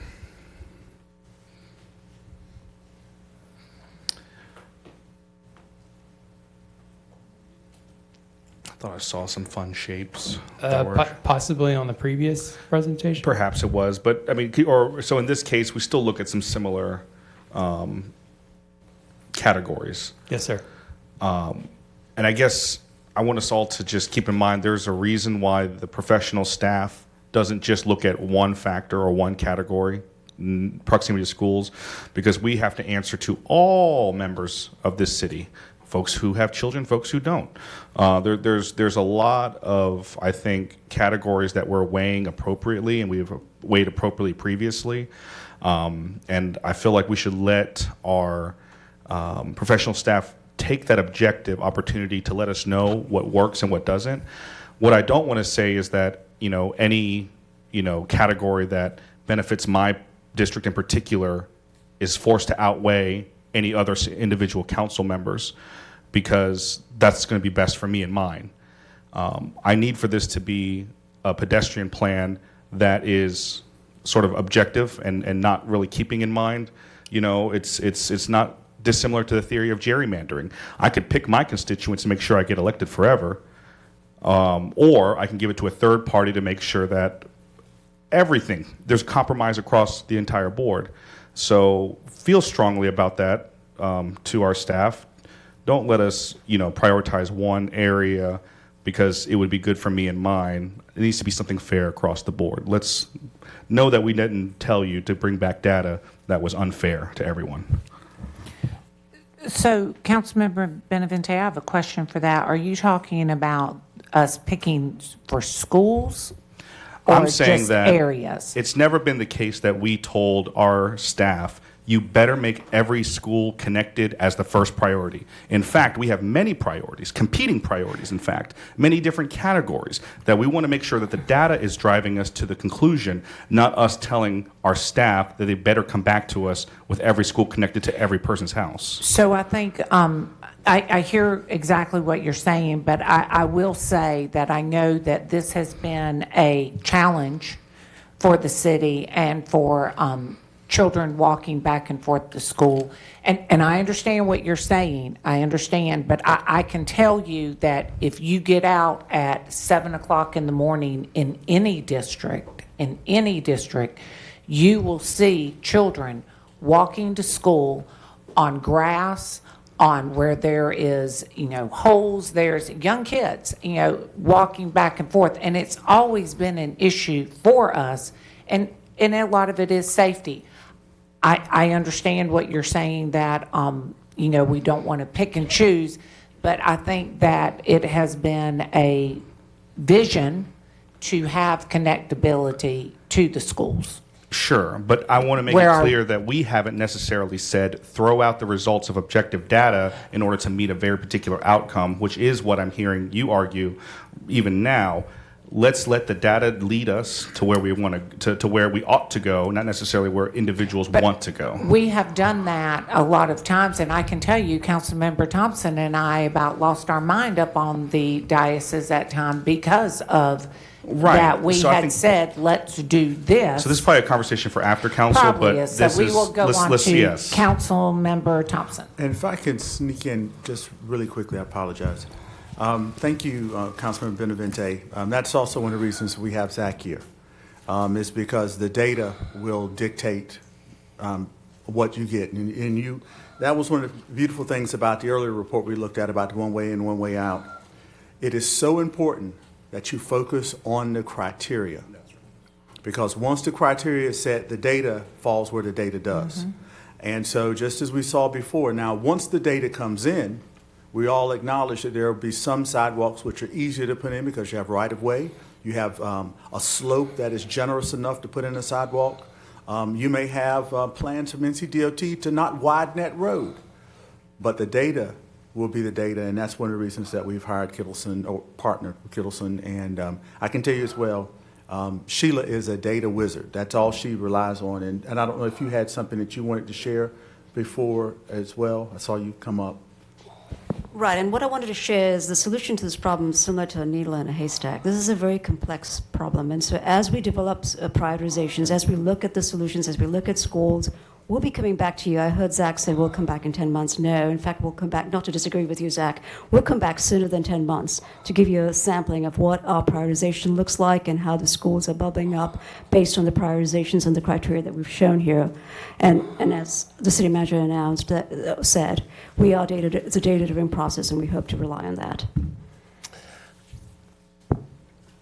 Thank you, Mayor Pro Tem. But just to clarify some of my fellow colleagues' questions, if you could recollect and remember when you guys presented us the 2018 pedestrian plan, the number one objective was school connectivity.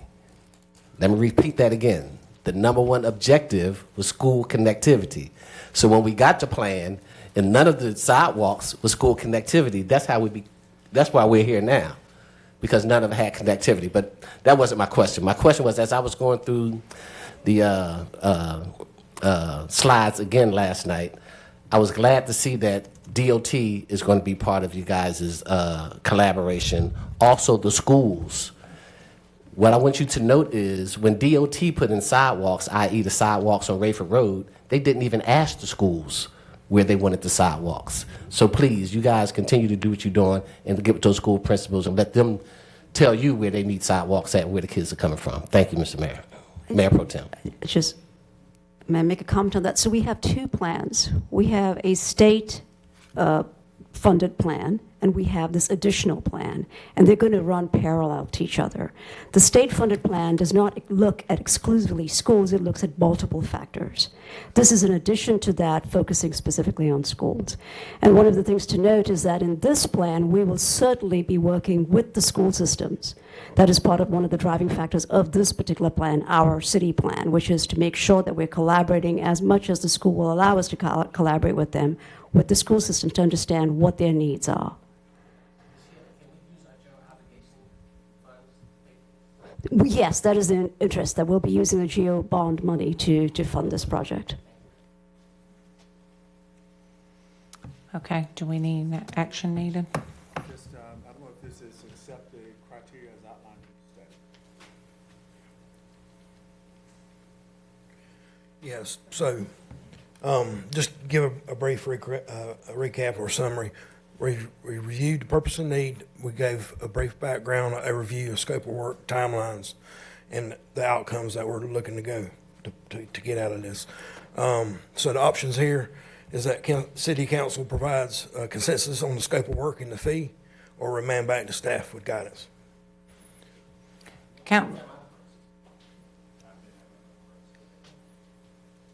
Oh, I'm sorry. Councilmember Benavente? I move that City Council provide consensus on scope of work at this time. Councilmember Thomas. Councilmember Andres, did you have a question? Okay. All right. Okay. Councilmember Gray. There's a fee involved? Do we need to? Is there a fee involved, and does that need to be stated?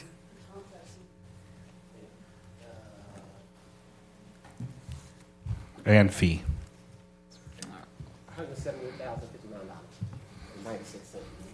All right. So is that sufficient, Councilmember Green? Okay. I call for everybody's vote. Do we want to raise hands, or we want to? Let's raise our hands. That is 9. Are those opposed? Do we have anyone opposed? He didn't vote. That's what I was asking. Huh? Mario. Wait, are you a yes? Oh, okay. I'm sorry. But I didn't see his hand raised. Sorry. Okay, that's unanimous. All right, council, let's take a 5-minute break.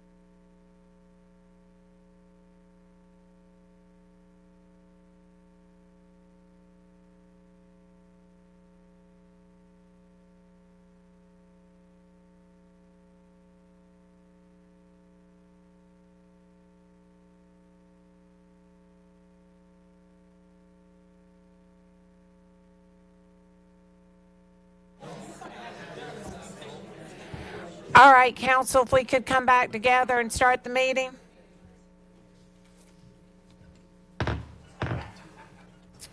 All right, we are going to go to 4.7. That used to be 4.8. 4.07. 4.08, that was 4.07. And who is that?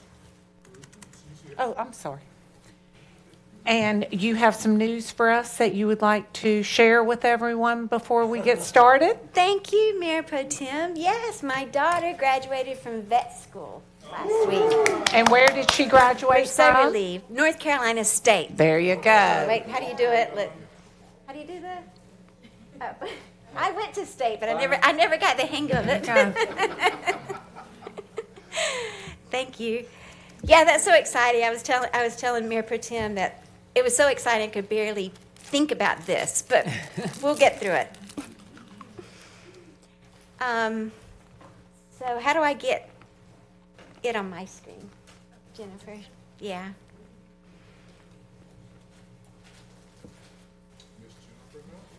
Yes, she does. Thank you, by the way, for getting that in there for me. Is it this one? Yeah, that one. Okay. And then it'll pop up. Okay. Well, thank you guys for getting us on the agenda. We're going to have 2 presentations today for you from the Watershed Master Plan Program. My name's Alicia Lanier. I am the internal program manager for the city. And I'll introduce the others as we get to it. So let's see, I just click the, sorry guys. Oh, on the keyboard, okay. This is only my second time, and it's the first time being able to see out. So I really like this format. It's nice. You might have to help me one more time. How do I get rid of this? You're doing Okay. great. Thank y'all. There I go. Okay. So the purpose is for these presentations is to provide an overview of the watershed studies, a summary of the first tranche of proposed solutions that have been taken to council, brought to you guys already. We're going to present the second tranche of proposed solutions from the watershed studies, a schedule for the remaining watershed studies, and then we're going to request consensus on accepting the proposed solutions from Little Rockfish Creek 1, Bones Creek, and Cross Creek watersheds. Those are the second tranche. So just to give you an overview, we've got, just as a reminder, we've got 15 watersheds across the city, and the highlight shows the different rounds of watershed studies that we're doing. Today's presentations, as I said, we're going to be giving one on Little Rockfish Creek 1, Bones Creek, and that is going to be presented by myself and Gordon Rose with Gradient and representing his team.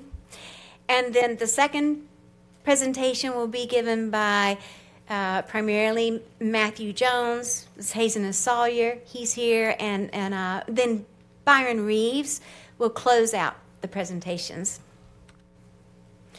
So as a reminder, we've been at this for, about 6 years, and the first tranche of proposed solutions were brought to council in 2020, that's right. 2020, sometime in there. Okay, and then what we did was, instead of trying to wait and finish all the studies for the watersheds, we wanted to go ahead and start bringing proposed solutions so that we could start taking action, finding grant money or finding funding to be able to start building some of these projects. So the first tranche of proposed solutions is came from Little Cross Creek, Beaver Creek 3, Cape Fear 2, Rockfish Creek, and Blunts, and those are shown hatched in purple there. And that tranche of projects was represented about, an estimate of over $500 million in proposed solutions. We studied over 300 concern areas, and from those concern areas, over 200 proposed solutions were developed. We basically resolved about half the impacted lane length that we were seeing, the traverse road crossings, and more than half of the number of disconnected structures. So, a number of impacted structures, up to 220 out of 380 were resolved for this first set. Yes, City Manager. Just wanted to check in with the council members, some of them who are new. Have we presented to you what it means to be an impacted lane length or traverse road or impacted structures? Some of you have, but some of you okay. Do you mind digging in on that just a little bit so they understand exactly the power of the work that we've done? Yeah, sure. I think we did back in September. We went over quite a bit of the detail, but I don't mind covering that now. So impacted lane length is the depth of water over the roadway, and I don't remember exactly the depth that we're looking at, but we're looking at where there's flooding on our right-of-way. And so it's both lanes, so we count the lane length that has water overtopping. Traverse road crossings, that's where we've got maybe a stream going underneath the road, and we've got maybe the road is a sag, and we've got a certain depth of water over that. And we consider depth and velocity when we're looking at these traverse road crossings. And so our primary goal is within the right-of-way, so the lane length road crossings, they weigh in heavily on the scoring, but we're also looking at disconnected structures. That's where there's inundation, and we're also looking at a certain depth where the structure might be impacted from flooding, even if it doesn't have to be the whole structure if it's touching the structure. And then the disconnected structures, that's pretty huge. We're looking at where we might have single-access neighborhoods, and we want to make sure that we're providing ingress, egress for those neighborhoods that could become disconnected during a flooding event. Is that enough detail for us? Some of you were not on council. Okay. Yeah, there's a lot of background, and so thank you for that, City Manager. Interrupt me if you see something else that we might need to bring back up. So that's the first tranche of projects, proposed solutions, I should say. Now the second tranche, which is what we're bringing to you today, you'll see in this purple hatched, is from Little Rockfish Creek 1, Bones Creek to the west of the city. Then we also have Cross Creek, which is kind of more toward the east of the city. Just combined, again, it's $470 million just combined from these three watersheds. The study area we're looking at over 14 square miles, and here's something that I really should also bring in, because I didn't bring this in we're not studying every inch of land area in the city. We've done some high-level modeling in the very beginning to try to help us drill down to what our highest priority areas are. And then from those, that gave us our priority subbasins. So you see that priority subbasins there, that's what that means. And then within the priority subbasins, then we're doing more detailed modeling. And from that detailed modeling that the modelers are doing for the watersheds, we're identifying specific concern areas. And every step of the way, we are vetting all of this with our streets maintenance, with our flooding complaint, our hotline database, with people who've been around for a long time. And so we're doing the best we can to make sure that what we're calling high priority, the most severe concern areas that we're really targeting the right areas for this work. So again, we've got in the second tranche 214 concern areas, and we selected 116 to move forward with proposed solutions. And maybe I shouldn't gloss over that either. The reason why we didn't move forward with proposed solutions for all 214 was because we're taking another step. Again, you're seeing the numbers, the dollar values. It's just astronomical, the kind of cost of the solutions that we need in the city. So we're scoring and ranking the concern areas, scoring them based on those impacted lane lengths, disconnected structures, traverse road crossings, disconnected structures. I probably said that already. And then we're ranking those concern areas by high, medium, and low. And so in general, we just move forward with let's go ahead and develop proposed solutions for those concern areas that are ranked high. And then if they're medium, we have another conversation with our internal staff and our streets maintenance. Are there other things we need to consider?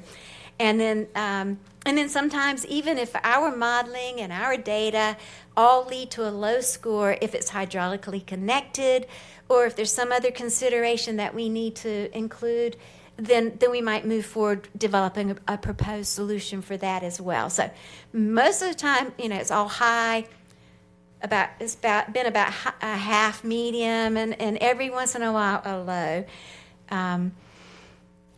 So for the second tranche, we have over 100 proposed solutions that have been identified. So Gordon and I are going to talk about the first two watersheds, and then, like I said, Matthew from Hazen is going to talk about Cross Creek in a separate presentation. So for this subset, it's about 10 square miles. We have 28 proposed solutions and an estimated total cost of $90 million. And again, you can see the purple hatching is the subset of Little Rockfish Creek 1 and Bones Creek watersheds. So I'll start with Little Rockfish Creek 1. We're not final. We're considering this 80%. We're at the 80% level where we feel very confident that we've got the right concern areas, we've developed solutions. We'll be doing more refinement before we bring the final reports to you guys in about 6 to 8 months, we're hopeful. It takes a while to put it all together and do the final checks. But in Little Rockfish 1, we ended up with 8 proposed solutions and at a total cost of $27 million. And I want to make a note of putting a plug for our internal modeler, Ali Shalal. He's our one modeler, watershed modeler at the city, and he's really pushed hard. And we've had a lot of help from our consulting team, Friesen Nichols, and the other consultants. But this has been Ali's baby, so I just wanted to give him some kudos here. Kudos. The top proposed solution, so what we're doing, and Byron will tell y'all a little bit more about this, give you a little bit more indication of how we are prioritizing proposed solutions. We've asked the consultants, in this case, the city is the consultant. We've asked that the watershed modelers provide the top of the proposed solutions. And so we have the top 3. This is a very small watershed. That's why we only have 3 out of 8. For that, you can see that the scores for the concern areas, they were anywhere from 12 to 21, which meant that they were high or medium high in this case. And the efficacy, that number relates to how well the proposed solution fixes the problem. So that efficacy, it's really difficult to get 100%. It's, could be cost prohibitive in a lot of cases. In our case here, we've got an efficacy of of 71 to 81% for these proposed solutions. And then the cost ranging from 3.3 to 3.9. So I'll go into a few details on this so you can see the before and after. And if any time you need to ask a question or want me to explain something a little bit more, please jump in. So for each of these top three, we've got the existing conditions compared to the proposed future conditions. So the picture on your left is existing, and the one on your right is a proposed future. Now we're looking forward in future conditions, we're also increasing the depth of rainfall to account for future climate, future rainfall conditions. I can go through these. I think the primary point here is that mostly the solution is upsizing the pipes that are already there. So, we're in a condition where we've got a lot of development around the city where our pipes are seriously undersized, and so that's what the solution is. We have, for this one, on Cedar Chest Court and Marshbrook Drive, that reduces 820 linear feet of impacted lane length. It eliminates impacts to 5 structures from the series of events that we're looking at, and it provides access to 18 homes during the 50-year event. And just for your edification, the different color coding is basically we're looking at inundation. So that's the spread of the water, like the spread of the water across the street, and you can see that where it's kind of real purple, then that's going to flood more frequently, basically. And then you can see on the right where that a lot of that purple has gone away or been reduced. And the same thing for Interbond Drive, and I don't know how to say this, Kynast Drive. We're looking at another pipe upsizing project, and estimated cost of $3.3 million. We reduced 720 linear feet of impacted lane length and eliminated impacts to 6 structures. Like many cases in the city, this watershed is presented a lot of challenges. There are a lot of flat areas, and in one of, I don't know if this is one of these concern areas, but looking at the LiDAR, you can tell that it's an old Carolina bay. So it's like, well, of course it's going to hold water. So Amanda Circle is the third one, and again, it's pipe upsizing, reducing 3,700 linear feet of impacted lane length and eliminating impacts to 12 structures at an estimated cost of $3.9 million. And again, you can see a reduction in the purple, but it doesn't all go away, and so that's why we have this. It's not 100% efficacy. So that's Little Rockfish Creek. I'm going to be here if you guys are ready to move on to Bones. Gordon Rose from Gradient is here to review this section for us. Do we have any questions? All right. Okay. Thanks, Gordon. Thank you, Alicia. Thank you. Thank you very much. This is just an overview of the Bones Creek watershed. Give you a little bit of an idea. If you look on the right, the dark black line is the boundary of Fort Bragg, Fort Liberty, and you can see that a good portion of the watershed is actually on the Fort Liberty boundary. The yellow areas are the concern areas. There were 101 total subbasins. We identified 14 as priority. Out of that, we came up with 88 concern areas. 21 of those were selected for proposed solutions, of which we came up with 20 solutions. The reason that number is one less is because one of the solutions impacted 2 separate concern areas. With all of these, the 20 proposed solutions, a total cost of about $63 million. These are the ones we're going to present today.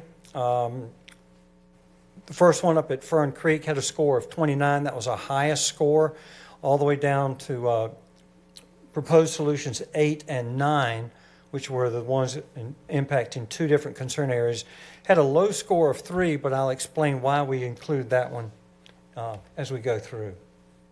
This is the first one on Fern Creek Place to Buttermere Drive.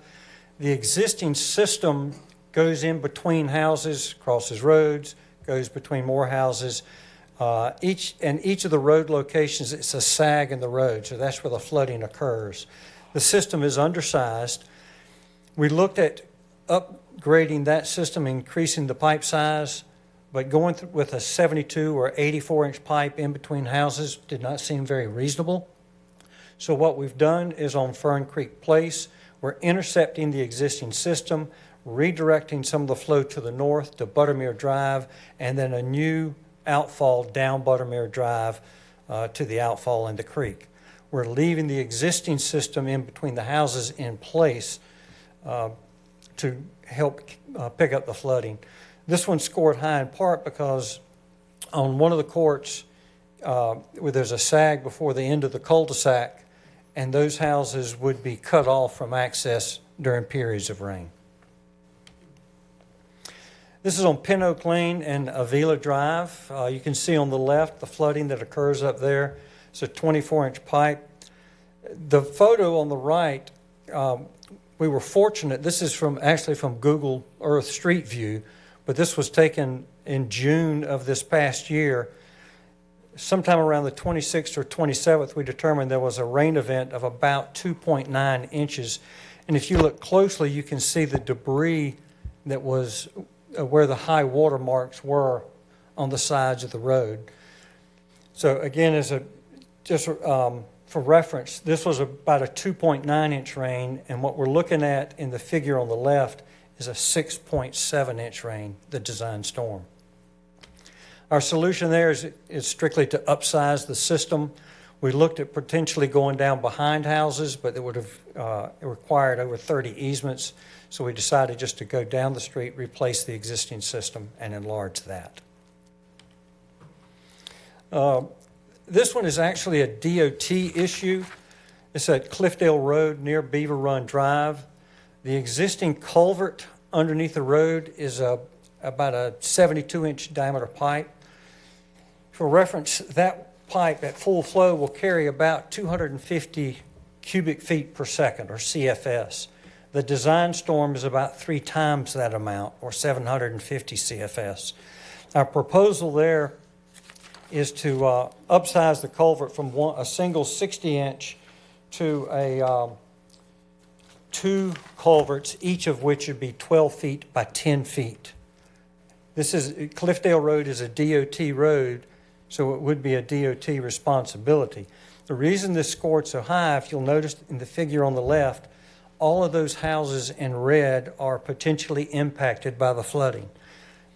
The top of the culvert is about 9 feet below the roadway, so the water level has to increase up to 9 feet deep before it will ever cross the road, and that's why those houses are impacted. And you can see in the figure on the left, if those measures are put into place, we greatly reduce the impact to the structures. The last one is the one that scored so low, but this is an area where city staff indicated there had been reports of flooding. What we're doing is increasing the culverts on 2 separate streets. Brookshire Street has a 24-inch culvert. We'll increase that one to a 3-foot by 3-foot culvert. And then Pin Oak Lane has a 30-inch culvert, and that'll be increased to 2 culverts, each 3.5 feet wide. Any questions? I do, if no one else. Anybody else? So I'm going to go back to Pin Oak Drive. Here? Pin Oak Lane. Yes, ma'am. So what I see is it says the estimated cost is $8 million, and it impacts 8 structures. That's correct. So I'm going to ask the same questions that I've always asked. Are those structures homes? Yes. So my question is, if we are going to spend $8 million for 8 homes. It's also impacted lane length as well. So Okay. roadway, there's, as you can saw from the photo, there's standing water in the road, which can cut off access. So that was part of the reason for the score. Okay. So I see where the purple is gone on the other side, but my question, I guess my question is, if there is 8 homes and we pay $8 million to clean up the water, and I know Councilmember Hodges is looking at me, shaking his head. Again, my question is, do we buy out the homes and fix around that area? That would be less than $8 million. If it's not, I'm good with it. I just had to ask the question. Great question for council. Yes. Do you want to answer, Sheila? Yes, of course. Council member, we show the data on the homes, but the fixes to the homes or disconnected structures as we talk about is incidental to the project. The fundamental driver is fixing or removing flooding in the right-of-way. And incidental to that work, incidental to that proposed solution, we so happen to be able to remove the flooding on those structures. So the driver is not the structures. Okay. So, thank you. Understand that. We've been through this a lot. So Right. I guess my question is, when we present it, we need to really make sure that we're emphasis on that. Absolutely. Because, we went through one time, it was going to be like $300 million for like 15 homes. And it's like, well, there has to be a different way. Absolutely, Okay. absolutely, yeah. All So right. the reducing of the 1,988 linear foot of impacted lane length, that's the driver of the project. Okay. And incidental to that is that we remove 8 structures from flooding. Thank you. And Mayor Pro Tem, you remember very well the project Mr. Harrod was over of Trine Drive, where we took that house out because it was more cost-effective for us to do Yes. that. And, but, wow, we've been through a lot, haven't we? Just thinking back to all of the ones that we looked at. Thank you. Yes. Councilmember Hondros. Thank you, Mayor Pro Tem. I just want to thank our city manager, assistant manager, Lindsay, our director, Sheila Thomas-Ambat, the whole stormwater staff, our partner, Gradient, for this forward-leaning.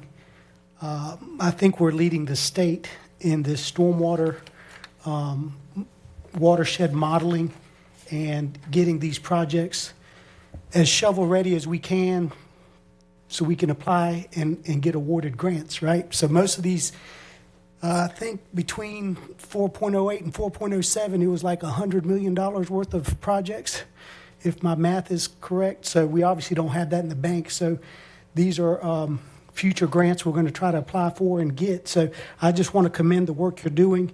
I'm looking at the efficacy rates here, and the lowest one I see is 71%. So again, I think earlier at this work session, Manager Hewitt alluded to Sheila Thomas-Ambat being a data-driven person. I appreciate the work you've done on this, and you're definitely an asset to the city. And I think we're quickly becoming a leader in the state for our proactive stormwater department. Mayor Pro Tem, I'm ready to make a motion whenever all the questions have been answered. We have to, I'm sorry, just a couple more things. Can I do this now? Okay, thank you. That was, that's helpful to hear. And I wanted to add, we actually are considered leaders in the nation.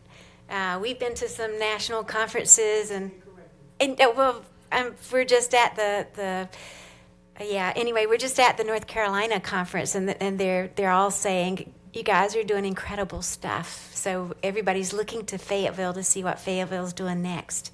I just have to say. And thank you, Sheila. It is because of that data-driven mindset. This is important. I forgot to, I had it on the end of Gordon's instead of mine. And so just so you know what's coming next. So we've talked about what's in the gray, which was first tranche. We talked about what's in the blue, which is the second tranche. We're currently working on, we've got active projects coming. We're hoping to bring proposed solutions during this calendar year from Beaver Creek 2 and Carvers Creek.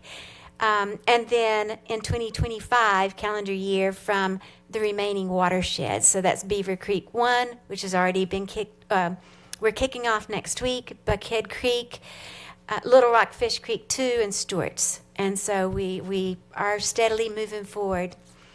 So what we're going to ask is we're making a recommended action that we're asking council to provide consensus to approve the 28 proposed solutions from Little Rock Fish Creek 1 and Bones Creek watershed studies to enable staff to program them into the annual capital improvement program prioritization process and pursue grants as applicable, just as you said. All right, I have a motion made by Hondras, second by Banks McLaughlin. Can I show of hands? That is unanimous with all those in favor. Thank you. Thank y'all very much. So next is Matthew Jones with Hazen Sawyer with Cross Creek. Do you know how to get it? Not yet.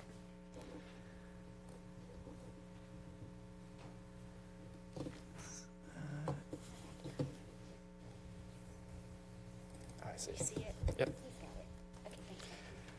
All right, good afternoon. And it's a pleasure to be here with you this afternoon to share an update on the Cross Creek watershed study. So brief overview to start, just to acquaint ourselves. Alicia had some watershed maps up here earlier. Cross Creek, you can see in the blue there, we have several watersheds that convene here in the downtown area. We are sitting right now within the Cross Creek watershed. Also breaking out, although it's part of the Cross Creek watershed, Rose Lake, you can see that's a substantial area tributary to that area, which we've touched on previously. So again, similarly to the prior presentation, looking at about an 80% status of the proposed solutions, we identified 107 concern areas throughout the watershed. 83 of those were selected to develop proposed solutions, which resulted in 83 associated proposed solutions. I won't read through all the numbers here, but you can see that there were a large number of impacted lane lengths, traverse road crossing risks, and disconnected structures, as well as just overall impacted structures. That total cost is $380 million. Of that, about $50 million is the large channel improvement downtown, which is a little bit different in nature from many of the other projects.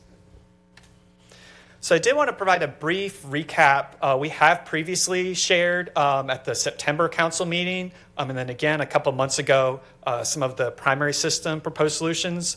So did want to briefly recap those. The downtown portion of Cross Creek does have significant flooding concerns.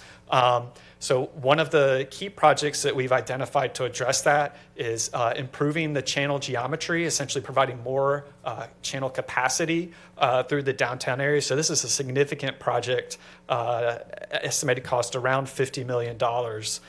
You can see that this is the profile along Cross Creek. The numbers at the bottom are the decrease in water surface elevations for a 10-year storm event. And you can see here through that downtown corridor, kind of starting from MLK Drive down to about Green Street, we're able to reduce flood elevations by several feet, which has a significant impact on reducing that downtown flooding. Another project that we identified farther up in the watershed was a Rose Lake temporary detention concept. So this project is currently under review for a BRIC grant funding, but this is focused on providing some temporary detention farther up in the watershed to help alleviate downstream flooding. You can see here a similar profile that reduces the flood elevations across the broader creek. It does not fully address the downtown flooding, thus the two solutions. And when you add those together, you get a combined benefit. And we've shared those previously, but just wanted to kind of reacquaint folks that that is all within the same watershed.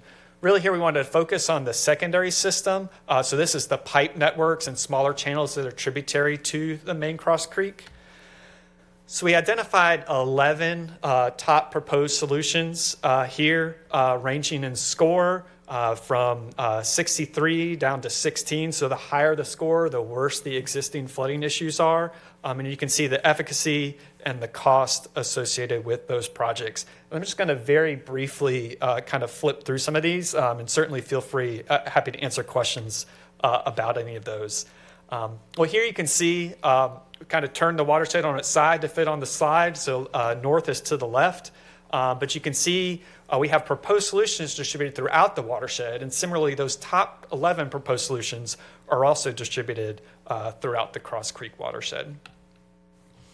So first up is our proposed solution 11. So this is right in front of City Hall. You can see a summary. We're able to get an 100% efficacy, costs about $500,000. One of the reasons for that cost is this is phased with the next proposed solution that I will show, which is 13. So this area drains into proposed solution 13, which is our largest concern area and a significant project addressing flooding throughout around the vicinity of the transit center and a new outfall down near the Airborne Museum into Cross Creek.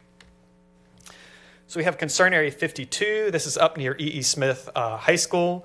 Some neighborhood flooding there due to limited pipe capacity, and pipe upsizing is able to address most of those impacts.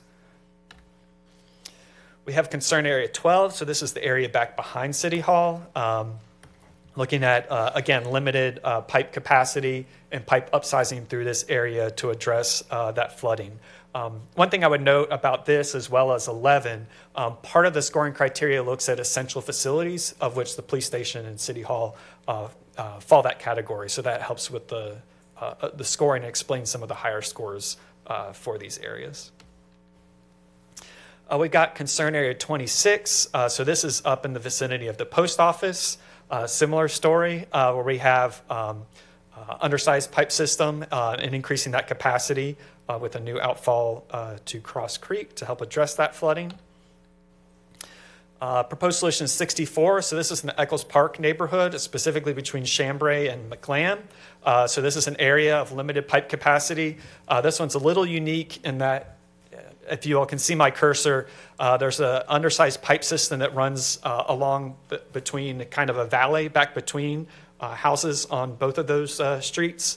And so it's increasing the pipe capacity of that system to address the flooding in that area. As Gordon noted in his presentation, one of the things that we look at is identifying areas where there is observed flooding, and that is the case here during, in fact, that same June storm.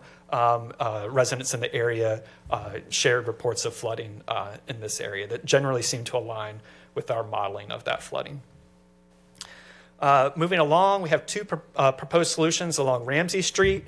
They're at the intersection of Eastwood Avenue, and then another at Post Avenue.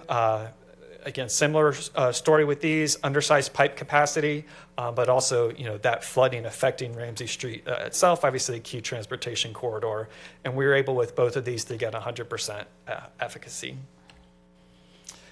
Proposed solution 90. So this is up near the North Regional Library. Again, similar story. In fact, in this case, there's limited pipe infrastructure. So part of the project is putting in the pipe infrastructure within that area. And then proposed solution 66. Again, similar to what we've seen before, limited pipe capacity, improving that through upsizing pipes in that area. And then 35 on Bragg Boulevard, near Bragg Boulevard and Blue Street, just west of MLK Boulevard, where we have flooding coming across Bragg Boulevard due to limited pipe capacity. With that, I'll turn over to Byron to speak a bit about the prioritization, and happy to circle back for any questions. Thank you. Yeah, so just wanted to briefly touch on our stormwater CIP prioritization as we move into project development. So y'all have taken in a lot of information today, a lot of proposed solutions, several $100 million worth of proposed projects. Not all of those projects are moving into project development. So how do we determine which projects move into those? That next phase where we're actually starting to do construction drawings. How we did it when we brought the first tranche of proposed solutions back in December of 21, we ranked these going into project development based off the concern area score. So it was almost like a worst to first. The worst concern area were rated higher. We then looked at the efficacy. Is there a practical solution based off of the funding? We also tried to target an equitable distribution between the watersheds so that we weren't concentrating all of our stormwater enterprise funds in one section of town. We tried to distribute it evenly throughout the city.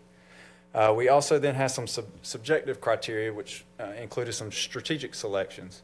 Were there projects in a DOT right-of-way that we may not focus on, or could we partner with DOT and piggyback on one of their projects? Was there projects in an area that are needing resurfacing? Are they high on the resurfacing list? Should we prioritize them so that we're not resurfacing a road and then turning around a couple years later and tearing that road back up? Then we also looked at whether it was a greater benefit to the community, grant potential, as well as the asset condition. So a lot of what you're seeing is flooding and inundation. What we haven't really talked about today is the actual condition of the asset, whether the pipe is about to fail. So just really wanted to drive home the fact that this is not a static list. You're not going to get a list of 1 through 10 or 1 through however many. It's a fluid list. As they complete more watershed studies, you have those higher priority projects that are going to float to the top. So just want to drive it home that you're not getting a list of 1 through 10 and those are the next 10 projects to get done. Every proposed solution that we do recommend to move forward as a project, though, we do bring back to council to get your approval so that you're on board with what we're proposing. So it's not like the proposed solutions you see here are just going to go on a list on a shelf and never be seen again. They would be brought back when they are recommended by staff to move forward to that project development. And so just here are the list of the projects that have come out of the watershed study thus far that we've moved into project development. You'll see we had a plethora of them in December of 21. We then also brought Locks Creek and Person and Russell in June of 22, as well as the Rose Lake temporary back in September. As you'll see, one thing that we've gotten out of this watershed study is we've got some really good projects that are really favorable toward grants. You'll see Adam Street. We're constructing that with some of that $10.55 million in ARPA funding that we got from the state. We have Line and Ivy, that's a potential disaster relief mitigation fund recipient. And then we have our Person and Russell and Rose Lake temporary detention that are potential FEMA brick recipients. So right there on the sheet, you have $60 million in projects that are currently under design or construction. 28.5 million of that, give or take, is pending state or federal funding. So we're really, realistically, about 48% of these project costs, we're leveraging non-stormwater enterprise funds. So we're really trying to stretch those stormwater enterprise dollars as far as we can. So we're really trying to target on projects that we feel are attractive projects for different types of grants. And so with that, similar to the prior presentation, here are the options and recommendations for the Cross Creek to provide consensus to approve the 83 proposed solutions so that we can program them into our CIP prioritization process.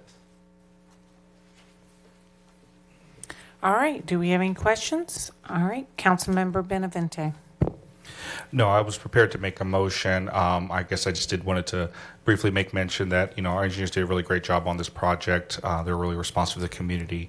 I know that while my passions are public safety, and that is true for, I think, most of my residents, I've also learned that some passion for stormwater is very strong. So I just wanted to recognize Eccles Park Community Watch President, Ms. Whitehead, Ms. Benet, Ms. Jones as well, that are here from that community watch group, just to hear about what's in the works for their community. They are very aware and concerned and active about it. So with that being said, I just wanted to make a motion to provide consensus to approve these 83 solutions and enable staff to program them into the annual CIP prioritization process and pursue grants as applicable. All right, so I have a motion by Councilmember Benavente and a second by Councilmember Hondros. Would you like to speak, Councilmember Hondros? Hey, yes. Can we go back to slide 18? I just want to highlight this again. Thanks to the whole stormwater team and our partners for this. When Councilman slide 18, I believe it was Eccles with one of my friends I met several months ago and some of my new friends I met today. So when Councilman Benavente brought this particular situation to our forefront, and I would have, and I'm not an engineer, but I've been working with these folks for several years. If somebody would have told me we would get a project that had 75% efficacy, I would not have believed it. So kudos to the whole team, and let's get some grants to get this stuff done. Thank you. With that being said, let's take a vote. All those in favor? That is unanimous with those present. Thank you so much for all your hard work. Thank you all.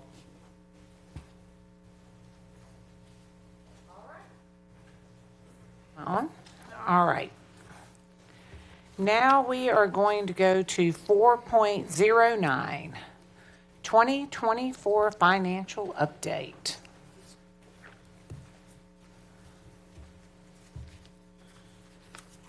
Thank you, Mr. Yates. So, good afternoon. Let's see. All right, Jennifer, which one is it?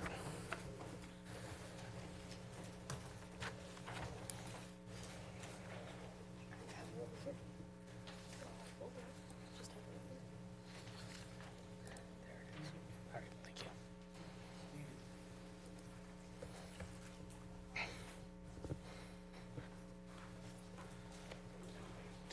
Do we need more? Or?